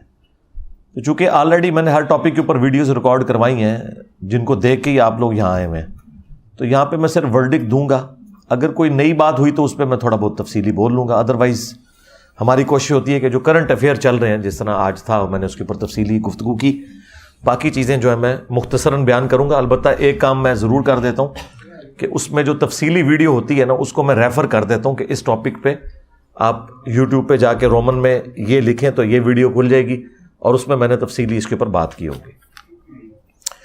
زندگی میں ترقی لانے کے لیے کیا کرنا چاہیے، اپنے ملک کو ترقی کی طرف لانے کے لیے کیا کریں؟ سب سے پہلے تو اپنے اندر ترقی لے کے آئیں نا، اس کے لیے اپنے اندر کوئی گٹس پیدا کریں، تعلیم کے اعتبار سے اور ہنر دونوں کے اعتبار سے۔ باقی میرا جو ایک پولیٹیکل انٹرویو ہوا تھا اس کے اینڈ پہ بھی میں نے 5 منٹ کی گفتگو کی تھی کہ جو لوگ اپنے ماں باپ کے کاروبار میں اٹیچ ہو سکتے ہیں، جو آلریڈی کوئی کاروبار کر رہے ہیں ان کے ساتھ اٹیچ ہوں، جو لوگ فری لانسر بن سکتے ہیں تو وہ ایسی سکلز حاصل کریں جس کے ذریعے فری لانسنگ کر سکیں۔ اب یہ ضروری نہیں ہے کہ ایک بندہ یہ کہے کہ میں نے اتنی تعلیم حاصل کی ہے تو اس کے بعد میں دکان پہ کیوں بیٹھوں۔ بھئی دکانوں پہ تو ایسے لوگ بیٹھے ہوئے ہیں کہ جو کتنے پڑھے لکھے لوگوں کو نوکریاں دے رہے ہیں، تو آپ نے کوشش کرنی ہے، اور یہ کوشش کرنا کوئی عیب والی بات نہیں ہے۔ صحیح مسلم میں حدیث ہے، سیدنا ابو ہریرہ رضی اللہ تعالیٰ عنہ سے نبی علیہ السلام نے فرمایا، اور امام مسلم نے یہ تقدیر والے چیپٹر میں یہ حدیث لی ہے، کتاب القدر چیپٹر میں، اے ابو ہریرہ جو چیز تجھے نفع دے اس کے لیے پوری کوشش کرنا، سستی نہ کرنا، کاہلی نہ کرنا، وَاسْتَعِن بِاللَّهِ، اور پھر اللہ سے بھی مدد طلب کرنا۔ یعنی یہ نہیں ہو سکتا کہ آپ محنت نہ کریں اور صرف ذکر کرتے رہیں اور کہیں کہ اس کی برکات کوئی ظاہر ہو جائے۔ میرے بھائی 10 دفعہ دروشی پڑھنے سے پیٹ نہیں بھرے گا، ہاں جی، 10 دفعہ سبحان اللہ کہنے سے پیاس ختم نہیں ہوگی، وہ پیاس پانی سے ہی ختم ہونی ہے۔ دنیا کو اللہ نے اسباب کے ساتھ جوڑا ہوا ہے۔ پھر نبی علیہ السلام نے فرمایا اس کے باوجود اگر رزلٹ تیرے خلاف آ جائے تو پھر یہ کہنا کہ جو اللہ کی مرضی، یعنی اپنی طرف سے پوری محنت کرنی ہے، اللہ سے مدد طلب کرنی ہے، سستی اور کاہلی نہیں کرنی، یعنی خالی پیپر دے کے دروشی پڑھ کے پھونک مار کے نہیں آ جانا، انشاءاللہ ضرور فیل ہو جاؤ گے۔ پھر بھی اگر تیرے خلاف رزلٹ آئے تو کہنا جو اللہ کی مرضی، اگر مگر شیطان کا دروازہ کھول دیتا ہے اس وقت پھر آپ نے یہ کہنا ہے، جس طرح مولا علی علیہ السلام کا قول ہے کہ میں نے اپنے ارادوں کے ٹوٹنے سے اللہ کو پہچانا ہے۔ یعنی اگر آپ پوری کوشش کر رہے ہیں اس کے باوجود معاملہ سدھر نہیں رہا آپ کی نظر میں، ہو سکتا ہے وہ آپ کے لیے خیر ہی ہو مستقبل میں، تو آپ پھر یہی کہیں کہ جو اللہ کی مرضی، اسی میں ہی بہتری ہے۔ اس حوالے سے ایک میری تفصیلی ویڈیو 50 منٹ کی ہے، مکافات عمل کے نام سے، آپ یوٹیوب پہ جا کے لکھیں۔ بعض لوگ یہ کہتے ہیں کہ جی ہمیں اپنے ماں باپ کے گناہوں کی سزا مل رہی ہے، اس قسم کے عجیب و غریب قسم کے انہوں نے عقیدے بنائے ہوتے ہیں، تو یہ سارے ٹاپکس میں نے اس میں ڈسکس کیے ہیں۔ میں نے ایک دوست کو کہا کہ سود لینا اور دینا بہت سخت گناہ ہے، اس نے جواب مجھے کہا کہ حکومت بھی تو سود لیتی اور دیتی ہے، اس میں آپ سب گناہ گار ہوں گے۔ جی ہم کیوں گناہ گار ہوں گے؟ آپ صرف اس چیز کے لیے اللہ کے حضور اکاؤنٹیبل ہے جو آپ کے اختیار میں ہے۔ اگر یہ آپ کا دوست پرائم منسٹر ہے نا تو پھر بالکل بات ٹھیک کر رہا ہے، ہاں، کیونکہ اس نے پھر لیا ہوا ہے IMF سے قرضہ اور وہ دینا ہے سودی۔ اور اگر عام آدمی ہے تو ان کا اپنا کام کر، اللہ دے بندے، تیرا کے لینا دینا اس چیز کے ساتھ۔ تو وہ جو بڑے جو مجرم ہیں وہی پکڑے جائیں گے۔ بخاری مسلم میں حدیث موجود ہے کہ بدترین گڈریا وہ ہے جو کسی قوم کے اوپر حکمران ہے، جس طرح بھیڑ بکریوں کے اوپر گڈریا ہے نا، اس طرح قوم کے اوپر حکمران جو ہوتے ہیں، اگر اس نے انصاف نہ کیا تو جنت کی خوشبو بھی نہیں پائے گا۔ ہاں، تو یہ حکمرانوں کو آپ نے سنانا ہے۔ آپ کا معاملہ یہ ہے کہ جو چیز آپ کے اختیار میں ہے آپ سے وہ پوچھا جائے گا۔ لا یکلف اللہ نفسا الا وسعها۔ یہ تو بالکل اس طریقے سے ہے، کوئی شخص یہ کہے کہ میں جب گندگی کے ڈھیر کے پاس سے گزرتا ہوں تو کتنے بیکٹیریاز اور وائرسز میرے اندر چلے جاتے ہیں، لہٰذا یہ جو میں نے امرود ابھی کھولا ہے اس میں جو کیڑے ہیں یہ میں کھا لیتا ہوں، وہ کوئی نہیں کھائے گا، اس لیے کہ وہ آپ کے اختیار میں، آپ کو پتہ چل گیا جو چیز آپ کے اختیار میں نہیں ہے۔ سود کا دھواں ہمیں پہنچ رہا ہے یقیناً، اب میں نے یہ جو کپڑے پہنے ہوئے ہیں عین ممکن ہے یہ کسی ایسی مشین پر بنے ہوئے ہوں جو سود کے پیسوں سے خریدی گئی ہو، لیکن میرا اس سے کوئی لینا دینا نہیں ہے، ورنہ تو پھر آپ سارے پتے پہن کے پھریں گے دنیا میں، یہ تو نہیں ہو سکتا۔ آپ سے وہ پوچھا جائے گا جس کے آپ اکاؤنٹیبل ہیں۔ بس کیا والد کی زندگی میں اولاد کا وراثت میں سے حصہ مانگنا جائز ہے؟ نہیں جی، وراثت تو مرنے کے بعد ہوتی ہے۔ باپ کی کمائی سے آپ کیسے اسے مانگ سکتے ہیں کہ دے منو تو انو دے کے تو فارغ ہو کے بیٹھ جائے؟ ہاں، اس طرح نہیں ہے، وراثت مرنے کے بعد ہوتی ہے۔ زرعی زمین ٹھیکے پر دینا لینا جائز ہے؟ جی جائز ہے جی۔ عشر سے متعلق بھی بتا دیں۔ عشر یہ ہے کہ آپ نے جو آپ کی کھیتی اگے گی نا، اگر وہ تھریش ہولڈ پوائنٹ کو کراس کر جائے، جس طرح کہ سونا اور کرنسی کے لیے ہے 7.5 تولے سونا یا اس کی مالیت 85 گرامز آف گولڈ، اس طرح عشر کے کیس میں آلموسٹ 750 کلو بنتا ہے، تو آپ کو 10واں حصہ یعنی 75 کلو ہر 750 کلو میں اللہ کی راہ میں وہ غلہ دینا ہوگا۔ اور اگر آپ زمین کو خود سیراب کر رہے ہیں ٹیوب ویل کے ذریعے تو ظاہر ہے آپ کا وہ خرچہ وغیرہ بھی تو اس میں ہوتا ہے، پھر آپ کو آدھا عشر دینا ہوگا۔ ویسے عشر جو ہے وہ آپ کی کمائی کا 10واں حصہ ہے، 100 میں سے 10، لیکن یہ اس صورت میں ہے جب بارانی زمین ہو، یعنی قدرتی طور پر جو بارش آتی ہے اس سے وہ سیراب ہوتی ہو۔ وہ تو بہت کم زمینیں ہیں، زیادہ تر میں تو آپ کو خرچہ کرنا پڑتا ہے، اور جو خرچہ کر رہے ہیں آپ اس کی وجہ سے پھر اس کو آدھا کر دیا گیا، وہ پھر آپ 100 میں سے 5 دیں گے۔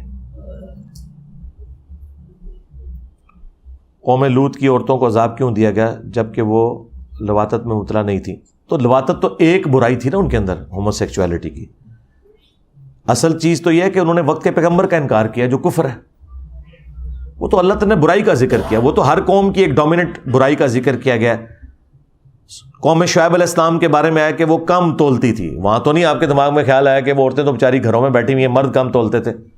بھائی وہ عورتیں ان کے ساتھ اس جرم میں شریک ہیں کہ انہوں نے ان کو روکا نہیں اور وقت کے پیغمبر کی آواز نہیں سنی، تو پیغمبروں کا، رسولوں کا انکار کرنے کے سبب عذاب آتا ہے۔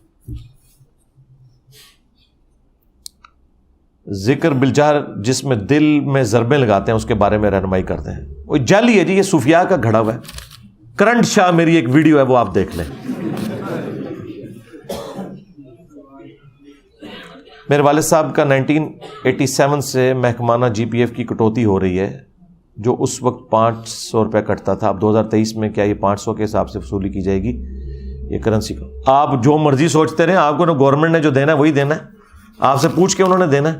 کٹوتی تو حکومت کرتی تھی نا، تو ظاہر ہے وہ جو انہوں نے کیا اس اعتبار سے وہ دیں گے۔ باقی جی پی ایف کے اوپر جو سود ہے نا وہ سود ہی ہے۔ میں نے تو اپنے آفس میں لکھ کے جی پی ایف انٹرسٹ فری کروایا ہوا تھا، اور یہ آپ کا مسئلہ ہے نا پیسے کا ڈی ویلیو ہونا، باقی ملکوں میں تو یہ ایشو اتنے نہیں ہوتے۔ ایک خاتون جو 7 ماہ اپنے خاوند سے علیحدہ رہی، پھر عدالت سے خلا لے لیا اور اپنے معمول کے کام جاری رکھے اور عدت کی پابندیوں کو فالو نہیں کیا۔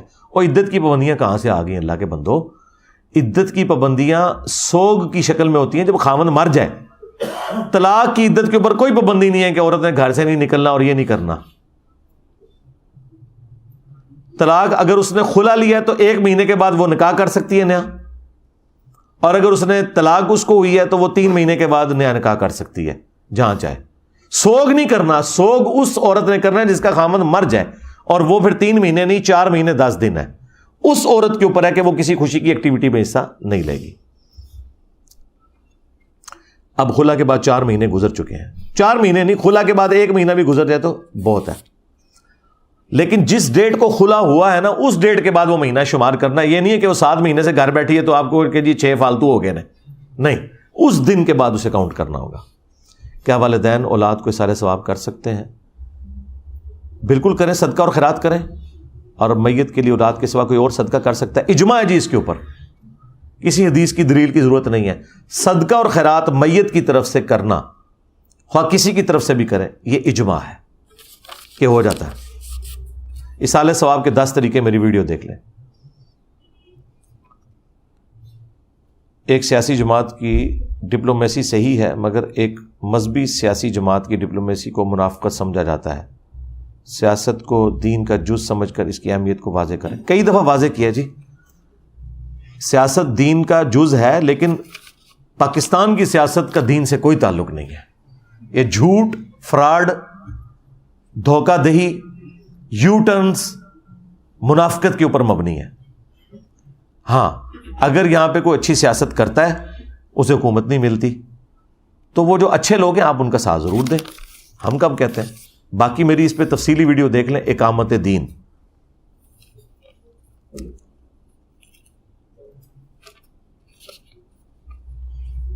کیا اسلام میں نیل بیٹنگ حرام ہے؟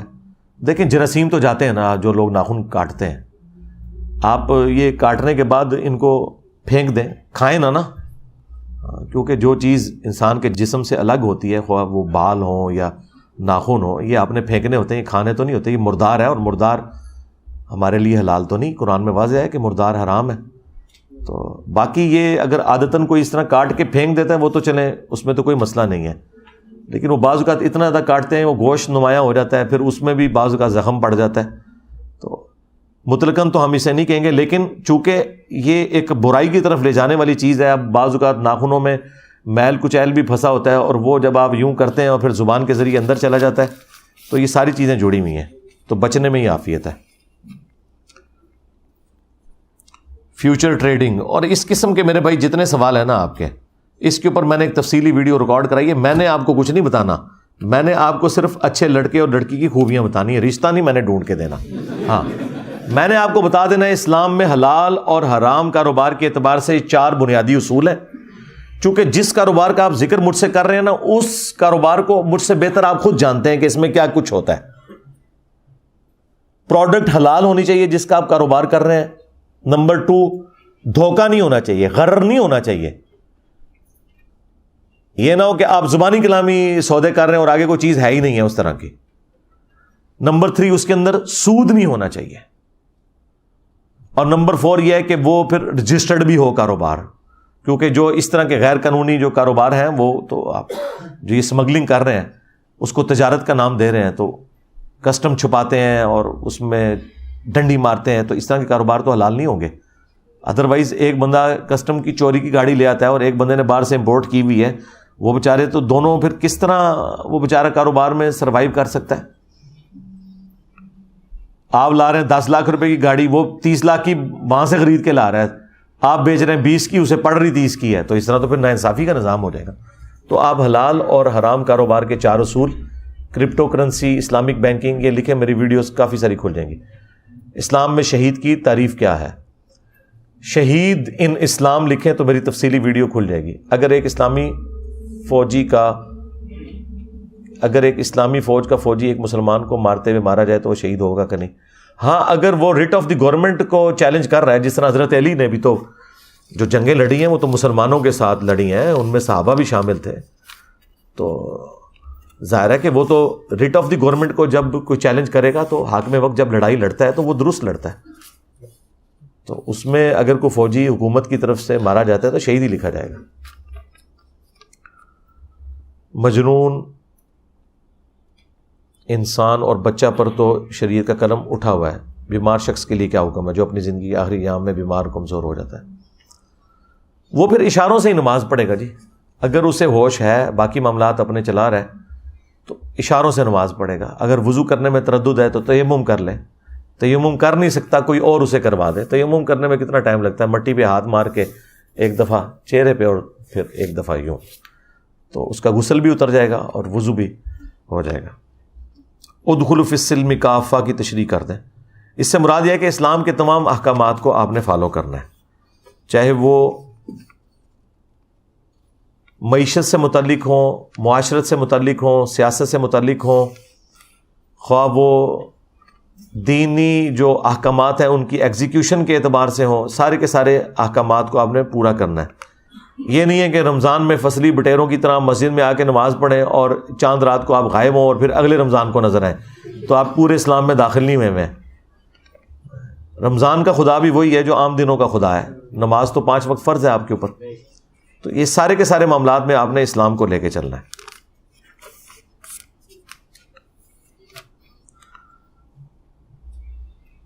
جب خانہ کعبہ میں 4 مصلے تھے تو اہل تشیع کس کے پیچھے نماز پڑھتے تھے؟ وہ تو میرے بھائی ہمیشہ پیسے موڈ میں رہے، وہ ساروں کے پیچھے پڑھ لیتے تھے. ان کا یہ مسئلہ ہی نہیں ہے. یہ جو ایک دوسرے کے پیچھے نماز نہیں ہوتی نا، یہ سارا گند، یہ ساری بدعت صرف سنیوں میں ہے. شیعہ کے ہاں ہر بندے کے پیچھے نماز ہو جاتی ہے. ان کے ہاں یہ مسئلہ ہے بالکل ایگریڈ اپان ہے. جس طرح آپ کے ہاں یہ ایگریڈ اپان ہے نا کہ دوسرے فرقے والے کے پیچھے نماز نہیں ہوتی، شیعہ کے نزدیک ہر فرقے والے کے پیچھے نماز ہو جاتی ہے. اسلامک بینکنگ کے حوالے سے گائیڈ کر دیں. ڈاکٹر اسرار صاحب کا کہنا تھا کہ کان ادھر سے پکڑیں یا ادھر سے. ڈاکٹر اسرار صاحب کا ان معاملات سے کوئی لینا دینا نہیں تھا. ڈاکٹر اسرار صاحب کا تعلق قرآن کی تعلیم تک تو درست ہے، فقہی معاملات میں وہ بہت کمزور تھے، حدیث کے معاملات میں بہت کمزور تھے، وہ خود مانتے بھی تھے. اور ہمارے استاد مولانا اسحاق صاحب نے انہیں ایک دفعہ اس بات کے اوپر ڈانٹا بھی تھا کہ آپ فقہی معاملات پہ گفتگو نہ کیا کریں، آپ کی گرفت بالکل کمزور ہے، آپ کو نہ حدیث کا نالج ہے نہ فقہ کا نالج ہے. یہ خود انہوں نے اپنے انڈیا کی ویڈیو میں بھی کہا ہے 2004 میں کہ میں امی ہوں حدیث کے معاملے میں. ٹھیک ہے نا، یہ میری فیلڈ نہیں ہے. تو باقی اسلامک بینکنگ کے اوپر آپ میری ویڈیوز دیکھ لیں تو آپ کو پتہ چل جائے گا یہ ان کا موقف غلط تھا. پیسے جمع کر کے میچ کھیلنا اور جو ٹیم جیتے اس کو دے دینا جوا ہے. اور کیا ہے، جوا یہی تو ہے نا. ہاں ایک ہو سکتا ہے کہ 2 ٹیمیں کھیلیں، اس کے بعد کوئی بھی جیتے کوئی بھی ہارے، دونوں آدھے آدھے پیسے ڈالیں اور جا کے آئس کریم کھا لیں. پاکستان کا قانون یتیم پوتے کو بھی دادا کی جائیداد سے حصہ دے دیتا ہے جو کہ شریعت کے خلاف ہے. جی غلط ہے، شریعت کے خلاف ہے، بالکل صحیح لکھا ہے آپ نے. میں انشاءاللہ جب پرائم منسٹر بنا نا، خدا نہ خواستہ، تو مجھے بتائیے گا. ابھی تو آپ اپنے پرائم منسٹرز کو بتائیں، میرا کیا لینا دینا اس معاملے میں. ہم تو اسے غلط کہیں گے. صرف فکسڈ پروفٹ ملنے کے بعد اگر اسے پروفٹ میں سے کچھ رقم اپنی مرضی سے اس بندے کو واپس کر دی جائے تو کیا یہ درست ہوگا؟ بندے کو تو واپس نہیں، یعنی کسی بینک سے ہی لی ہوگی نا آپ نے. تو ٹھیک ہے، آپ اگر آ گئی ہے آپ کے پاس تو اس بندے کو تو واپس نہ کریں. اس کے تو منہ کو لگ جائے گی وہ رقم، وہ آپ کسی اور کو جو غریب آدمی ہے بغیر ثواب کے نیت کے دے دیں. اس بندے کو واپس نہ کریں. اور اگر وہ واقعی ضرورت مند ہے تو پھر اس کو بے شک دے دیں، جان چھڑائیں اس سے. ہم 2 بھائی، گھر کا خرچہ اکٹھا ہے، میری ابھی شادی نہیں ہوئی، بھائی کے حالات کمزور ہیں، اگر قربانی لے لوں تو گھر میں دونوں بھائیوں کی ہو جائے گی؟ جی اگر چولہا اکٹھا ہے نا تو ہو جائے گی، بالکل ہو جائے گی. ایک خاندان کی طرف سے ایک قربانی کافی ہے، سنن ابن ماجہ میں حدیث موجود ہے. وتر کی تیسری رکعت میں کل کتنی بار ہاتھ اٹھانے ہوتے ہیں؟ تیسری رکعت میں آپ نے ایک تو جب تیسری رکعت کے لیے اٹھنا ہے نا، تو چونکہ وہ آڈ رکعت ہے تو وہ سٹارٹ میں آپ نے ہاتھ اٹھا لیے. اس کے بعد آپ نے سورت ملائی سورہ فاتحہ پڑھنے کے بعد، اور پھر اس کے بعد آپ دوبارہ سے اللہ اکبر کہہ کے تکبیر کہہ کے دوبارہ ہاتھ باندھیں دعائے قنوت کے لیے. یہ بھی طریقہ درست ہے. اور یہ بھی درست ہے کہ آپ سورت ملانے کے ساتھ ہی دعا پڑھ دیں. اور اگر سورت ملانے کے ساتھ ہی آپ دعا پڑھیں گے تو پھر آپ کو وہ رفع الیدین کرنے کی ضرورت نہیں، کیونکہ آپ نے تکبیر تو کہی نہیں ہے. اور پھر جب آپ رکوع میں جانے لگیں گے وہ تو پھر الگ سے آپ نے تکبیر کہنی ہے. کتابوں میں جو گستاخانہ عبارات ہیں ان کے خلاف آپ لیگل ایکشن کیوں نہیں لیتے؟ جی لیگل ایکشن لے رہے ہیں اللہ کے فضل سے، بہت دنیا میں لوگ لے رہے ہیں، لیکن آپ کو پتہ ہے اوپر سارے یہی لوگ بیٹھے ہوئے ہیں، وہ چلنے نہیں دیتے معاملات کو. میں نے ابھی رفع الیدین کے ساتھ نماز شروع کی ہے، اکثر غلطی ہو جاتی ہے، کیا میری نماز ہو جائے گی؟ تو آپ توجہ کے ساتھ پڑھیں، انشاءاللہ آہستہ آہستہ غلطی اوور کم ہو جائے گی، نماز آپ کی ہو جائے گی. جان بوجھ کے نہیں چھوڑنا.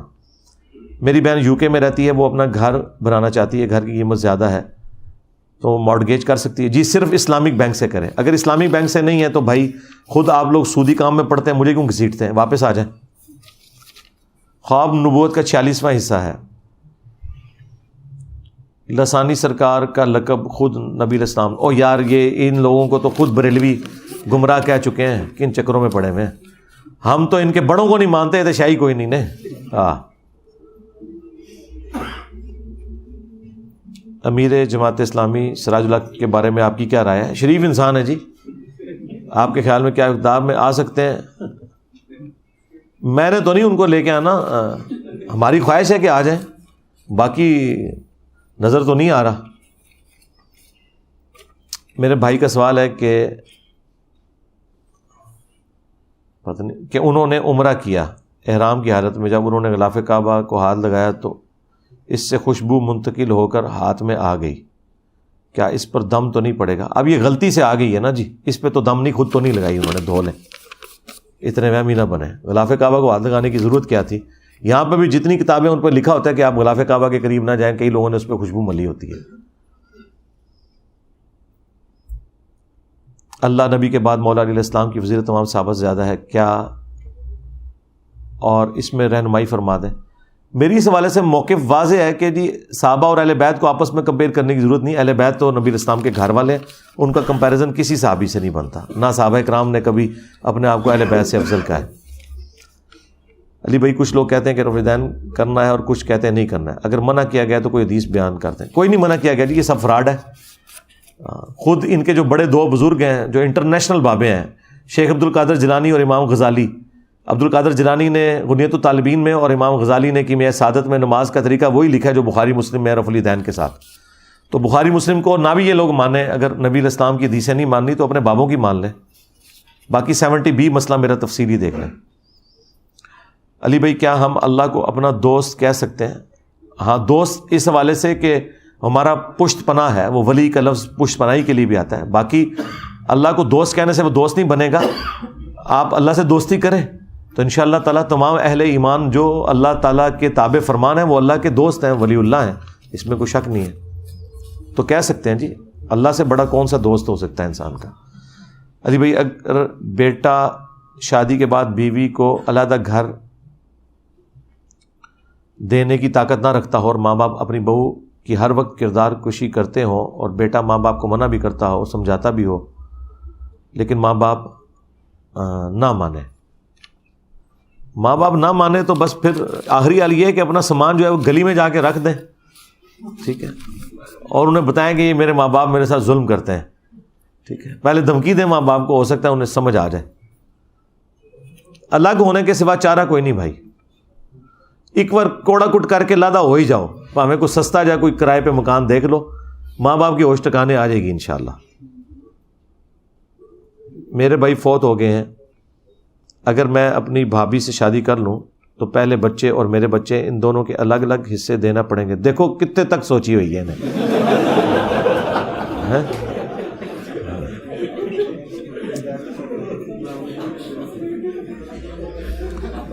دیکھیں وہ جو بچے ہیں نا وہ پھر آپ ان کے باپ ہیں نا جی، تو ظاہر ہے ان کے ساتھ آپ نے وہی سلوک کرنا ہے جو بنتا ہے۔ ہاں باقی آپ کی جو اپنی وراثت ہے اس میں سے تو ان کو حصے والا معاملہ نہیں، ان کو تو اپنے باپ کی علیحدہ سے وراثت بھی ملنی ہے، انہوں نے اپنا حصہ لینا ہے، تو وہ تو ان کو ملنا ہی ملنا ہے اپنے باپ کی طرف سے۔ ہمارے گھر کے ساتھ مسجد ہے اور قاری صاحب کی سپیڈ بہت ہے، اس پر ہمارا دل نہیں مانتا۔ اور بھائی یہ تو گھر گھر کے مسئلے ہیں، تو آپ کوئی سلو سپیڈ والا دیکھ لیں۔ ہاں سپیڈ سلو کرنے کے لیے بریکیں لگائیں، تھوڑی سی پیسہ لگائیں، کوئی گفٹ خوشبو دے دیں، کوئی کپڑے دے دیں اور ان کی منت مارے کہ یار نماز تو انسانوں کی طرح پڑھاؤ۔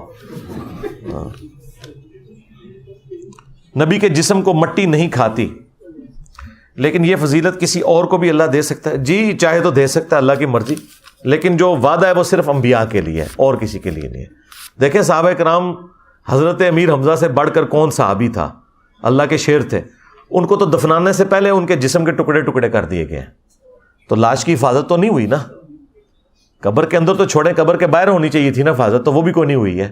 تو یہ کوئی اس بات کی دلیل نہیں ہے کہ کوئی بندہ بزرگی سے فارغ ہو گیا، یہ نبیوں کا پروٹوکول ہے، اس کے بعد مل سکتا ہے۔ صحیح بخاری میں آیا کہ آلموسٹ 70 سال کے بعد حضرت عمر کا پاؤں حجرہ عائشہ کی دیوار گرنے کی وجہ سے ظاہر ہو گیا تھا، لوگ سمجھے نبی اسلام کا پاؤں مبارک ہے، تو عروہ ابن زبیر نے بتایا یہ حضرت عائشہ کے بھانجے لگتے تھے نا، تو انہوں نے کہا کہ یہ نبی علیہ السلام کا پاؤں نہیں ہے، حضرت عمر کا پاؤں ہے۔ تو اس طرح ہو سکتا ہے، اللہ جس کو چاہے کچھ بھی عطا کر سکتا ہے، تو پھر اولیاء کرام کو کرامت کیوں نہیں دے سکتا؟ جی دے سکتا ہے۔ دیکھیں نا کتنی بڑی کرامت ہے کہ ایک ولی نے 1200 سال کے جو جھوٹے ولی بنے ہوئے تھے لوگوں کے، اپنی باتیں کرواتے تھے، ان ساروں کی میمز بنوا دی ہیں، اور پوری دنیا میں سب سے بڑی کرامت ظاہر ہو گئی ہے، ٹھیک ہے، اس پلیٹ فارم کی مان لو۔ اگر اس کرامت کو نہیں ماننا تو اپنے دی کیوں منوا دو؟ ہم کرامت وہ مانیں گے جو ہوگی، جو ہوئی نہیں ہے وہ ہم کیسے مان لیں؟ جو قرآن و سنت میں رپورٹ ہوئی ہیں وہ مانیں گے، جو آپ نے خود سے کہانیاں بنائی ہوئی ہیں. ایک دیکھیں ابھی ایک جھوٹی کرامت پکڑی گئی ہے، ایک ایسا شخص جس کے ساتھ لاکھوں نہیں کروڑوں لوگ عقیدت رکھتے ہیں، پاپا جانی الیاس قادری صاحب، 50-60 لاکھ تو ڈائریکٹ ان کے مرید ہیں، کروڑوں میں ان کے معتقد ہیں. دیکھیں پاکستان میں کوئی 12 کروڑ کے قریب تو بریلوی ہیں نا، 25 کروڑ تو آبادی آپ کی ہو چکی ہے، تو آدھے تو بریلوی ہیں نا، تو وہ تو ان سے عقیدت رکھتے ہیں.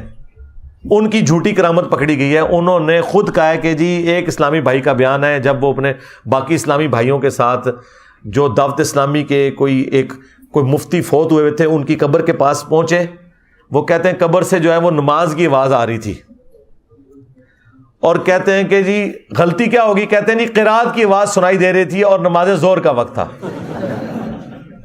زور میں تو اونچی آواز سے قرات ہی نہیں ہوتی. اس سے جھوٹ پکڑا. اگر وہ مغرب بول دیتا تو آپ نے کہنا تھا کہ یار ہو سکتا ہے سنی ہو کسی نے. اب مجھے بتائیں قبر کے اندر زور کی نماز وہ بندہ پڑھ رہا ہے اور قرات کی آواز باہر سنائی دے رہی ہے، تو اس کا کیا مطلب ہے؟ کہانی کڑی ہے، انہیں پکڑی گئی ہے. اور وہ جو آپ کے مصباحی صاحب ہیں کہانیوں کے امام، ہاں وہ کہنا ہے جی وہ بابے نے جناب جو ہے نا آنے واحد میں جو ہے نا وہ جدے پہنچا دیا. وہ حج اور عمرے کے لیے جا رہے تھے تو وہ بھول گیا بیچ میں کہ یلملم تو جدے سے پہلے آتا ہے، وہاں پہ آپ نے احرام باندھنا ہے، اگر یلملم کو آپ کراس کر دیں تو دم واجب ہو جائے گا. وہ بابا اتنا جاہل تھا کہ سب کو اس نے جدے پہنچا دیا، پہلے یلملم کھڑا کرتا نا، سارا نہ فارغ کر چھڑا انہیں حج اور عمرہ. آپ لوگوں کا دماغ نہیں تھا اس طرف جاتا. کہانیاں بنائی ہوئی ہیں انہوں نے، چھوڑیں یہ تو پرانی گلاں ہو گئی نا، کدے کداز یاد کراندے ہونا. انہیں میمز ویکھیا کرو جڑیاں بڑیاں ہوندیاں نے نا، میں انہیں چیزاں تھک چکے ہیں بیان کر کر کے. سیدنا امام حسین اور امام حسن کا ہی ہمیں پتہ ہے. حضرت فاطمہ کتنے بیٹے تھے؟ لیکن شیعہ کہتے ہیں کہ 3 تھے. نہیں، یہ 2 ہی، امام حسن اور حسین ہی ہیں علیہم السلام. کیا مرد کے لیے چاندی پہننا جائز ہے انگوٹھی کے علاوہ؟ نہیں جی، صرف انگوٹھی ہوگی اور چین وغیرہ نہیں پہن سکتے. درزی کپڑے سلائی کرنے کے بعد جو کپڑے کا چھوٹا یا بڑا پیس بچ جائے کیا وہ واپس کرنا ضروری ہے؟ واپس کرنا چاہیے جی. آفر ضرور دیں. اگر وہ کہ مجھے ضرورت نہیں ہے پھر آپ اپنے پاس رکھیں، اس کی اجازت کے بغیر آپ رکھ نہیں سکتے. اور اگر آپ کے پرماننٹ گاہک ہیں، ان کو پتہ ہے کہ اتنا پیس بچتا ہے اور درزی رکھتے ہیں، دونوں ایگریڈ اپان ہے، پھر تو درست ہے. ادروائز واپس ضرور کرنا چاہیے. میں تو بھائی لیتا ہوں کیونکہ کاٹن کے جوڑے آپ لوگوں نے تو ہر سال سلوانے ہوتے ہیں نا. میں تو جب تک یہ بالکل سمجھتے چھسنا نہ جائے سوٹ جنہوں کہتے ہیں، میں تو اپنے کاٹن کے جوڑے چلاتا ہوں. اور اس کا یہ فائدہ ہوتا ہے جو آپ پیس لے کے تو ہم رکھ دیتے ہیں، پہلے سب سے یہ کالر ختم ہوتا ہے، آپ کو پتہ ہے یہ جو بین وغیرہ ہے، کیونکہ یہاں پہ وہ ہارڈ ہوتا ہے نا اندر سے. پورا کپڑا آپ کو سوٹ ٹھیک ہوگا، یہاں سے اس کی بر نکلنی شروع ہو جائے گی وہ اندر سے بکرم کی. تو اس کا بڑا آسان طریقہ ہے، اپنی ایک جیب جو ہے نا وہ اتروا کے نیا بکرم لگوا لیں، سوٹ آپ کا پھر نیا ہو گیا. اور وہ جو آپ نے پیس جوڑ کے رکھا ہوا تھا نا اس کی آپ جیب لگوا لیں. میں نے تو 2 جیبیں دائیں بائیں لگوائی ہوئی ہوتی ہیں. تو یہ ان کا بڑا فائدہ ہوتا ہے. یا کبھی کوئی بڑا کوئی اس میں کوئی سوراخ ہو گیا تو آپ وہ اس میں وہ پیچھے لگا سکتے ہیں پیس، یہ فائدہ ہوتا ہے. باقی اگر درزی کو آپ اجازت دے دیتے ہیں کہ وہ رکھ لے، یا آپ درزی ہیں اور جس کے آپ کپڑے سی رہے ہیں اس کو کوئی اعتراض نہیں ہے کہ اس نے پیس وغیرہ نہیں سنبھالنے. اب جو لوگ ایک سیزن میں ایک سوٹ سلواتے ہیں انہیں کیا ہے، انہوں نے کہاں سے پیس سنبھالنے؟ یہ تو ہم غریبوں کے مسئلے ہیں نا پیس سنبھالنا. تو پھر آپ لے رہے ہیں، کوئی مسئلہ نہیں. مولا علی کا جنازہ کس نے پڑھایا تھا؟ امام حسن علیہ السلام نے پڑھایا تھا جی. کیا بی بی فاطمہ کو شہید کیا گیا؟ یہ جھوٹ ہے جی. جنازہ کس نے پڑھایا؟ مولا علی نے پڑھایا تھا. بغیر کسی وجہ کے کیا گھر میں نماز ہو جاتی ہے؟ بغیر وجہ کے تو نماز گھر میں نہیں پڑھنی چاہیے. نماز تو ہو جائے گی، بس صرف جماعت چھوڑنے کا جو ایک معاملہ ہے وہ آپ کے اوپر وبال آئے گا. باقی نماز ہو جائے گی گھر کے اندر. یہ نہیں ہے کہ نماز ہوگی نہیں، لیکن وہ جماعت چھوڑنے کا گناہ ہے مرد کے لیے. وہ بھی ایک شخص بیرون ملک چلا گیا اور تقریباً 2 سال تک اپنی بیوی سے کوئی رابطہ نہیں. اس کی بیوی کو اس کے ساس سسر نے بتایا کہ اسے طلاق بھیج دی ہے. خاتون نے دوسری شادی کر لی. اب اس کا پہلا شوہر. اس طرح نہیں ہوتا. یہ کہاں آپ جاہلوں کی دنیا میں رہ رہے ہیں میرے بھائی. اس طرح ہوتا ہے، وہ ڈاکومنٹ پروڈیوس کرنا ہوتا ہے بھائی. دوسری شادی کرنے سے پہلے وہ طلاق کا ڈاکومنٹ لینا ہوتا ہے. اس طرح کوئی عورت نہیں دوسری شادی کرتی. آپ کیا سمجھتے ہیں اس طرح شادی ہو جائے گی؟ آپ جب شادی کے لیے جاتے ہیں تو وہ پتہ کیا جاتا ہے کہ یہ جو عورت ہے یہ مطلقہ ہے, بیوہ ہے یا کنواری ہے. اگر وہاں ہونا کہ یہ بیوہ ہے یا مطلقہ ہے, وہ کہیں گے جی طلاق نامہ دکھاؤ پرانا.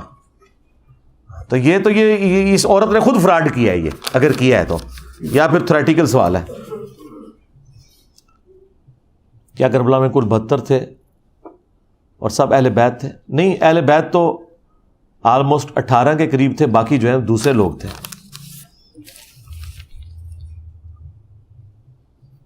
کیا فرض نماز کی آخری 2 رکعتوں میں سورہ اخلاص پڑھ سکتے ہیں؟ نہ پڑھنا بھی ثابت ہے جی, دونوں چیزیں ہیں.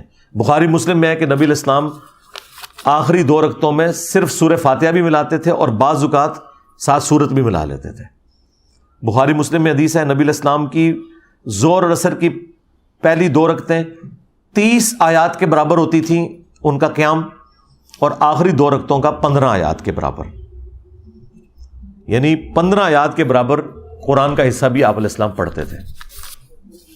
تو یہ دونوں جائز ہیں طریقے. اہل دجال اہل کتاب سے بہتر کیسے ہو سکتے ہیں؟ میرا سوال قادیانیوں سے متعلق ہے. میں اس کے اوپر کافی دفعہ بول چکا ہوں اور میں نے اس کے دلائل بھی بیان کیے. آپ کا نہیں دل مانتا, نہ مانے بھائی. اینڈ یہ ہے کہ قادیانی بھی کافر ہیں اور اہل کتاب بھی کافر ہیں, دیٹس آل.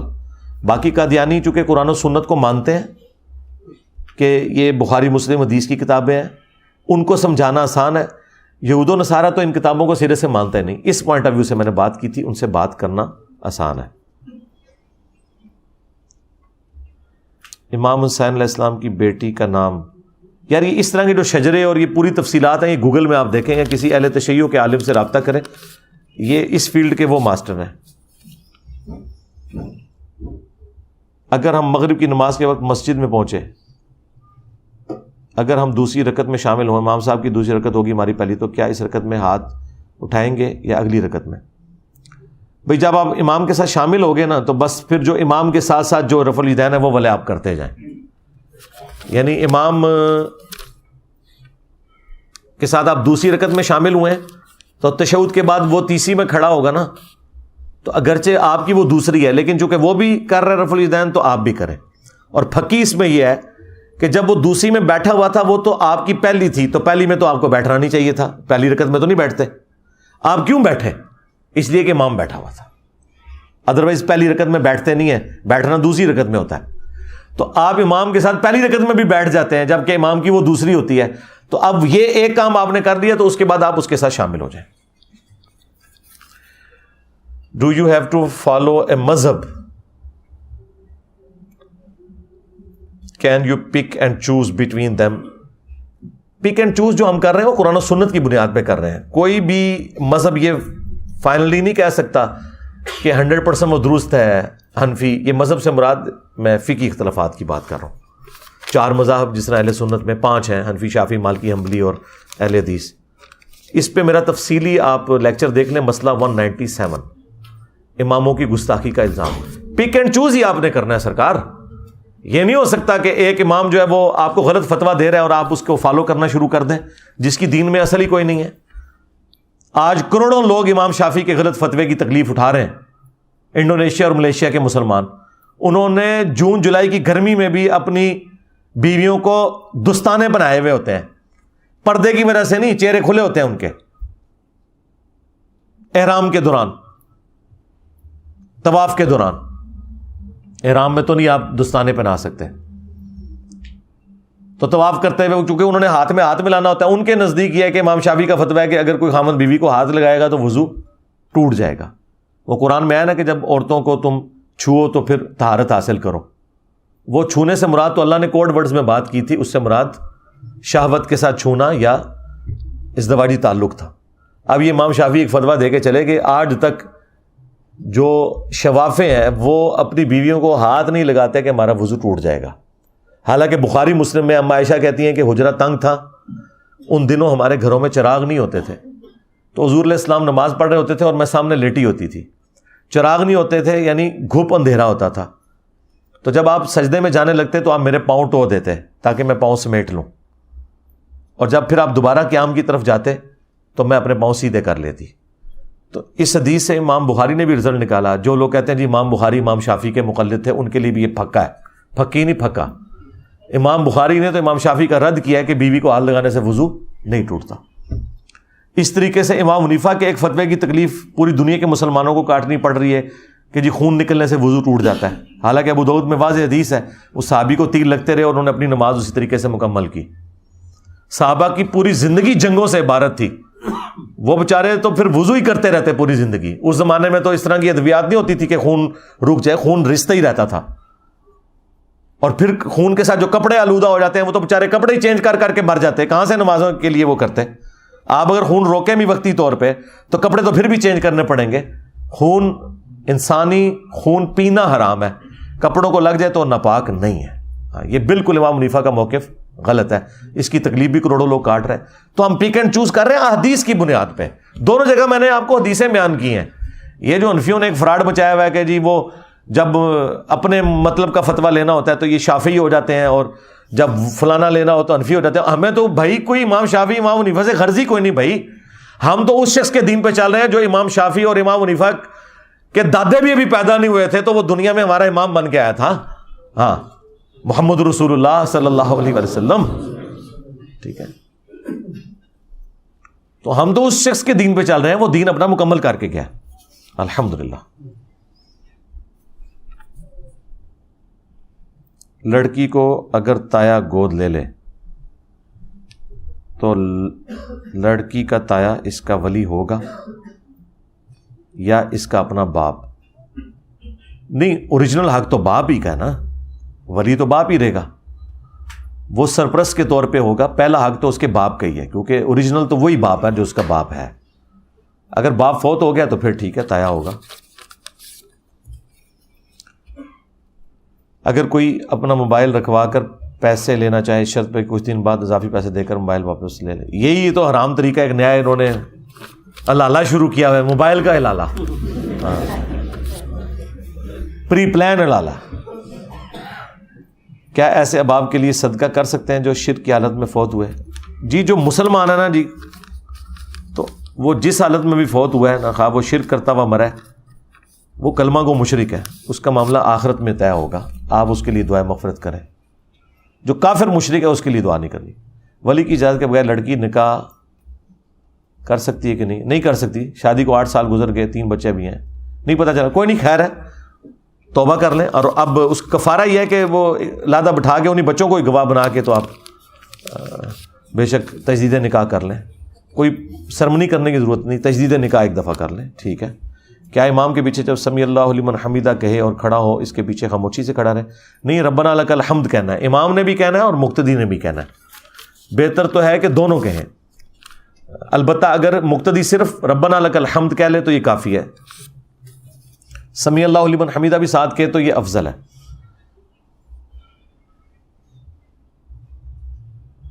المستدرک للحاکم کی حدیث کے مطابق جن 2 آدمیوں کا حشر سب سے آخر میں ہوگا, ان کے بارے میں آیا ہے کہ کیا ان پر موت واقع نہیں ہوگی؟ نہیں, موت سے تو سب نے گزرنا ہے. اس حدیث میں لکھا ہوا ہے کہ ان پہ موت واقع نہیں ہوگی, یہ تو کہیں نہیں لکھا. یہ تو قرآن میں واضح ہے, کل نفس ذائقۃ الموت, موت تو ہوگی. آپ نے جو حدیث آدم علیہ السلام کے والے سنائی تھی 1000 میں سے 999 دوست کی ہوں گے, کیا وہ 999 یاجوج ماجوج ہوں گے؟ جی, یاجوج ماجوج بھی ہوں تب بھی ہمارے لیے تو نما فکری ہے نا. یہ تو نہیں کہ صرف یاجوج ماجوج نہیں جانا ہے, باقی سارے مسلمان جو ہے وہ جنت میں ہی جا رہے ہیں. اس وقت بھی آپ ذرا دیکھ لیں, مسلمان تو مشکل سے 1.5-2 ارب ہے, 6-7 ارب کیا یاجوج ماجوج ہے؟ کافر ہی ہے نا. تو اپنی فکر کریں میرے بھائی. 18 سال سے کم عمر بچے ہوں کہ پڑھنے کے لیے کوئی اسلامک بک بتا دیں. دینیات کتاب ہے مولانا مودودی رحمہ اللہ کی, بہترین کتاب ہے. بنیادی پورے عقیدے اس میں کلیئر کیے ہوئے ہیں, لاجیکلی بھی عقیدہ توحید سمجھایا ہے, رسالت سمجھایا ہے, پرپز آف لائف سمجھایا ہے, دینیات. اس کا PDF بھی آپ کو مل جائے گا. یہ سوال پہلے بھی آ چکا ہے اسی مجلس میں. تقدیر سے کیا مراد ہے؟ اچھی اور بری تقدیر کہ زندگی پر اثرات ہوتے ہیں. جی ہوتے ہیں, لیکن اس کو آپ نے جو ہے وہ روگ لگا کے نہیں بیٹھ جانا. آپ تقدیر کو بس یوں سمجھ لیں کہ اللہ تعالیٰ نے ہر بندے کو ٹیسٹ کرنا ہے اچھے اور برے حالات کے ذریعے. ہر بندے کا ٹیسٹ ڈیفرنٹ ہے, اسی ٹیسٹ میں اس نے اپنی کامیابی کرنی ہے اور آخرت میں اسے جنت ملنی ہے. باقی اپنی جو کمزوریاں ہیں یا اپنی ناکامیوں کا ملبہ آپ نے تقدیر پہ نہیں ڈالنا. آپ کو گیون سرکمسٹانسز میں جو کچھ اللہ نے دیا ہے وہ آپ کریں. انشاءاللہ تعالی آخرت کے اوپر آپ اپنی نظر رکھیں. دنیا میں جو چیز آپ کا مقدر ہے وہ آپ کو ملے گی، لیکن محنت کرنے کے بعد. ہاں، خالی دروشی پڑھنے سے نہیں، محنت کرنے کے بعد. تقدیر پہ میری تفصیلی ویڈیو آپ دیکھ سکتے ہیں. کئی ایک ویڈیوز میری ریکارڈڈ ہے. میں نے بلکہ 4 مسلسل لیکچرز دیے تھے قرآن کلاس میں. مسئلہ 103 104 ABC، مسئلہ تقدیر، اور میرا نام لکھیں تو کئی ایک ویڈیوز کھل جائیں گی. اگر ایک آدمی قرآن نہیں پڑھا ہوا اور نماز کی حرکت میں قل هو اللہ احد پڑھتا ہے تو حرج تو نہیں ہے. نماز وہ سیکھے نا یار، یہ تو نہیں ہے پوری زندگی اس طرح گزار دینی. سیکھے نماز. اور اگر کسی کو نماز نہیں آتی تو مسلم شریف میں حدیث ہے، ابو داؤد میں بھی، کہ وہ نماز میں پڑھے سبحان اللہ والحمد للہ ولا الہ الا اللہ واللہ اکبر، جب تک وہ نماز یاد نہیں کر لیتا. یہ تو نہیں پوری زندگی اس نے اسی طریقے سے گزار دینی ہے. اگر شادی شدہ جوان کی والدہ فوت ہو جائے اور اس کا باپ دوسری شادی کر لے، اب اس بیٹے کا کیا حق بنتا ہے کہ وہ ستیلی ماں سے کیسا رویہ؟ وہ ماں ہی ہے جی، اب ستیلی وغیرہ نہیں ہے، آپ کی ماں ہے، اس کے ساتھ اس نے سلوک کیا آپ نے کرنا ہے. نماز کے دوران بھول جانے سے جو غلطی ہوگی اس کو درست کیسے کیا جائے؟ مثلا بھول کر ایک رکعت کم پڑھ لی، سجدہ کم کیا یا رکوع چھوٹ گیا، پھر تو نماز ہی دوبارہ پڑھنی ہوگی. بہت بعد میں یاد آیا، اگر اسی وقت یاد آیا تو ایک رکعت اس کے بدلے پوری پڑھنی ہوگی. نماز میں صرف چھوٹی غلطیاں ان کا کفارہ سجدہ صاحب ہے، بڑی غلطیوں کا کفارہ سجدہ صاحب نہیں ہے. چھوٹی غلطیاں کیا ہے کہ آپ دوسری رکعت میں بیٹھنا بھول گئے، سجدہ صاحب کر لیں. ٹھیک ہے. اسی طریقے سے 3 کی بجائے 4 رکعتیں پڑھ دیں، 4 کی بجائے 5 پڑھ دیں، سجدہ صاحب کر لیں. سجدہ صاحب کے طریقے اور احکام و مسائل میری ویڈیو تفصیلی ہے، 35 منٹ میں نے وہ تمام باتیں بتا دی ہیں کہ ان سے سجدہ صاحب ہو جائے گا، اور ان سے سجدہ صاحب کی بھی ضرورت نہیں، نماز ویسے ہی ہو جائے گی. اور یہ وہ غلطیاں ہیں کہ جن غلطیوں کا کفارہ سجدہ صاحب سے بھی نہیں ہوگا، نماز ہی دوبارہ پڑھنی پڑے گی. مثلا جس طرح آپ نے لکھا ہے کہ رکعت ہی چھوٹ گئی تو سجدہ صاحب بیچارہ کیا کرے گا؟ چھوڑی پوری رکعت جے تے 2 سجدے کے کرن گے ہوتا. ہاں.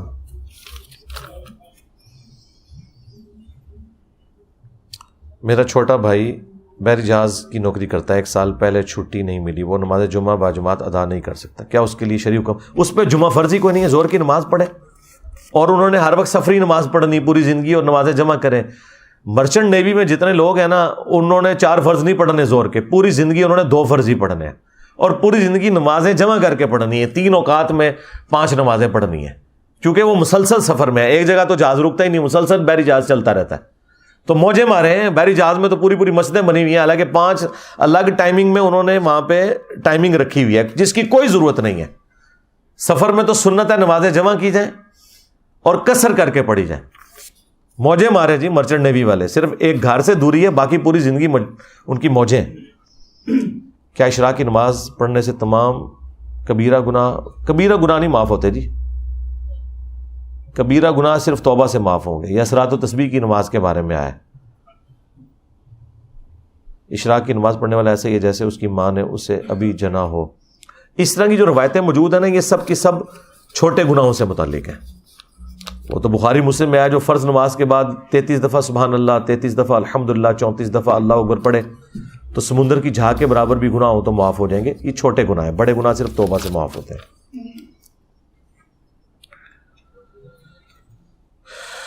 حضرت ابو ہریرہ سے more than 90% in صحیح بخاری، why not other؟ اور یار یہ جھوٹ ہے، 90% حدیث کہاں بخاری مسلم میں حضرت ابو ہریرہ سے؟ حضرت ابو ہریرہ سے ٹوٹل 5000 حدیثیں ہیں یار، 90% کہاں سے ہوگی؟ باقی حضرت ابو ہریرہ سے زیادہ احادیث کیوں؟ یہ آپ یوٹیوب پہ لکھیں، میری تفصیلی ویڈیو کھل جائے گی.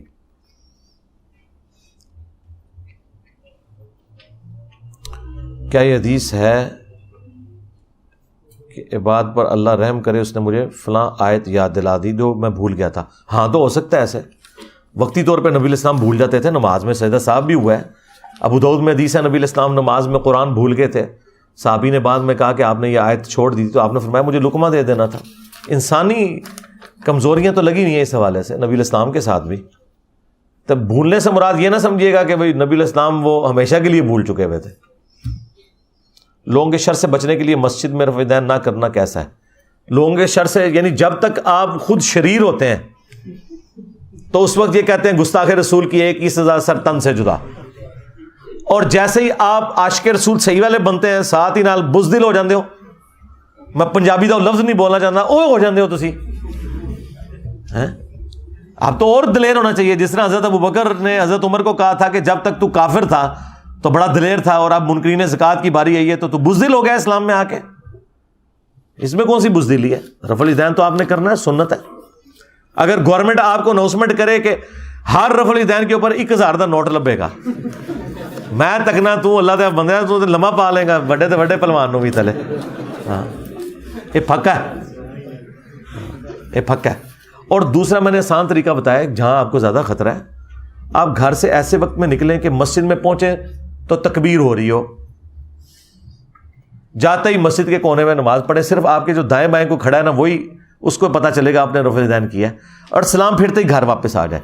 یہ آپ کے رفع الیدین سے ان کو تکلیف ہوتی ہے جو بعد میں آپ سنتے ہیں وہاں پڑھ رہے ہوتے ہیں, اور ویسے بھی گھر میں پڑھنا افضل ہے. گھر آ کے پڑھیں نا, ان کے سامنے کیوں کرتے ہیں آپ؟ ان کے سامنے آپ فرض میں شامل ہو جائیں, امام آپ کو دیکھے ہی نا, اور رفع الیدین سے نماز پڑھے. جب اس نے دیکھا ہی نہیں ہے اس کا خون کھولے گا ہی نہیں, یہ کھولتے ہی اس وقت ہے جب وہ آپ کو کرتے ہوئے دیکھتا ہے.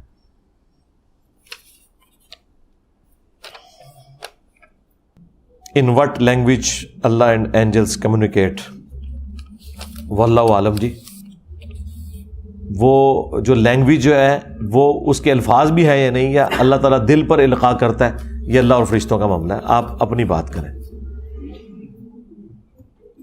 ول the doomsday destroy the whole creation including جنت جہنم؟ نہیں, جنت جہنم کا تو اس میں ذکر نہیں ہے, باقی کریشن کا ذکر ہے, جہنم کا ذکر نہیں ہے.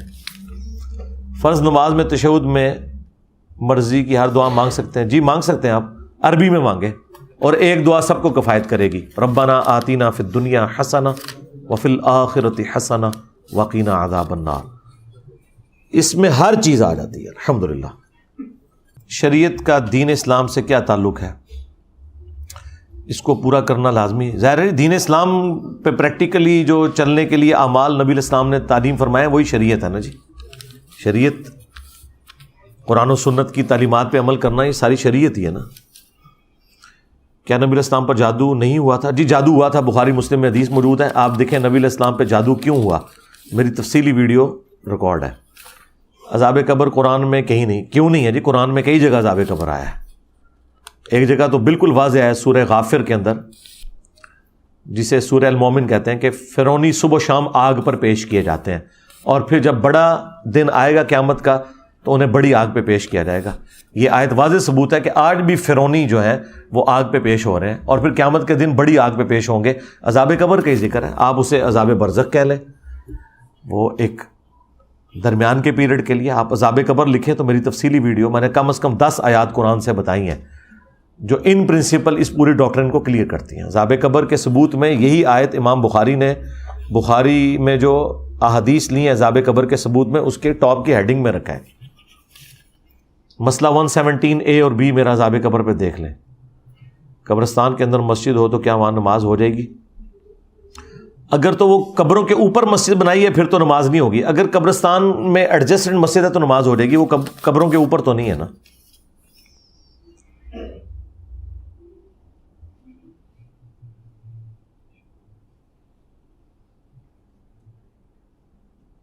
اسلام میں دیور کو موت کہا گیا, آواز کا بھی پردہ ہے. کمبائنڈ فیملی سسٹم میں پھر آنکھوں کا ہی پردہ ہے نا جی.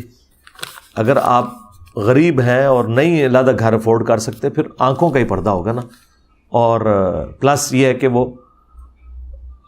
مرد و عورت کا اختلاط اس حوالے سے نہیں ہونا چاہیے, جو ترمذی میں حدیث ہے جہاں 2 اجنبی مرد و عورت ہوتے ہیں, تیسرا ان میں شیطان ہوتا ہے. بس یہی کر سکتے ہیں, زیادہ زیادہ اس سے زیادہ تو نہیں کر سکتے. مغرب کی اذان اور اقامت کے درمیان کتنا وقفہ ہونا چاہیے؟ کسی حدیث کا حوالہ دے دیں. مسلم شریف میں موجود ہے کہ صحابہ کرام جو ہیں وہ 2 نوافل پڑھا کرتے تھے, اگرچہ یہ غیر موقد ہے. عرب ملکوں کے اندر تو وقفہ ہوتا ہے, 5 سے 10 منٹ کا وقفہ ہوتا ہے. تو میرے خیال میں تقریباً 10 منٹ کا وقفہ تو ہونا چاہیے, کیونکہ مغرب کی اذانیں اچانک شروع ہوتی ہیں, لوگ پھر وضو کرتے کرتے وہ اذان کے ساتھ یہاں جماعت کھڑی ہوتی ہے تو بعض اوقات لوگوں کی رکعت رہ جاتی ہے. 10 منٹ کا وقفہ دیں تاکہ لوگ وضو بھی کر لیں, اور جنہوں نے 2 رکعتیں پڑھنی ہیں وہ 2 رکعتیں بھی پڑھ لیں. وقفہ ہونا چاہیے. اور اس میں یہ کہنا کہ جی وہ ستارے نظر آ جائیں گے, ستارے تو بھائی مغرب سے پہلے بھی نظر آنا شروع ہو جاتے ہیں. وہ ستارے وہ ہیں جو 40-50 منٹ کے بعد نظر آتے ہیں، اس سے پہلے نماز پڑھنا افضل ہے. ادروائز نماز کا ٹائم 1.5 گھنٹے تک تو رہتا ہے مغرب کا. تو 2 رکھتے ہیں نفل. سعودی عرب میں، عرب ملکوں میں ساری جگہ وقفہ ہوتا ہے. یہاں پہ حنفیوں نے ذرا زید لگائی ہوئی ہے، تو کہتے ہیں نہیں وہ غیر موقدہ ہے. تو وہ عصر سے پہلے بھی تو غیر موقدہ ہے، ادھر تو آپ نے وقفے کیے ہوئے. رات سوتے وقت مجھے محسوس ہوتا ہے کہ میرے پاس کوئی غیر مری مخلوق ہے. ایک بار میرے بال پکڑ کر کھینچے، دوسری بار میرے کانوں کے پاس مردانہ آواز میں بولا. کیتا تو کچھ بھی نہیں نا یار، بال مطلب اتر تو نہیں گئے نا. ہاں، خبردار کسی کو نہ بتانا، اس چیز کا کوئی حل بتا دیں.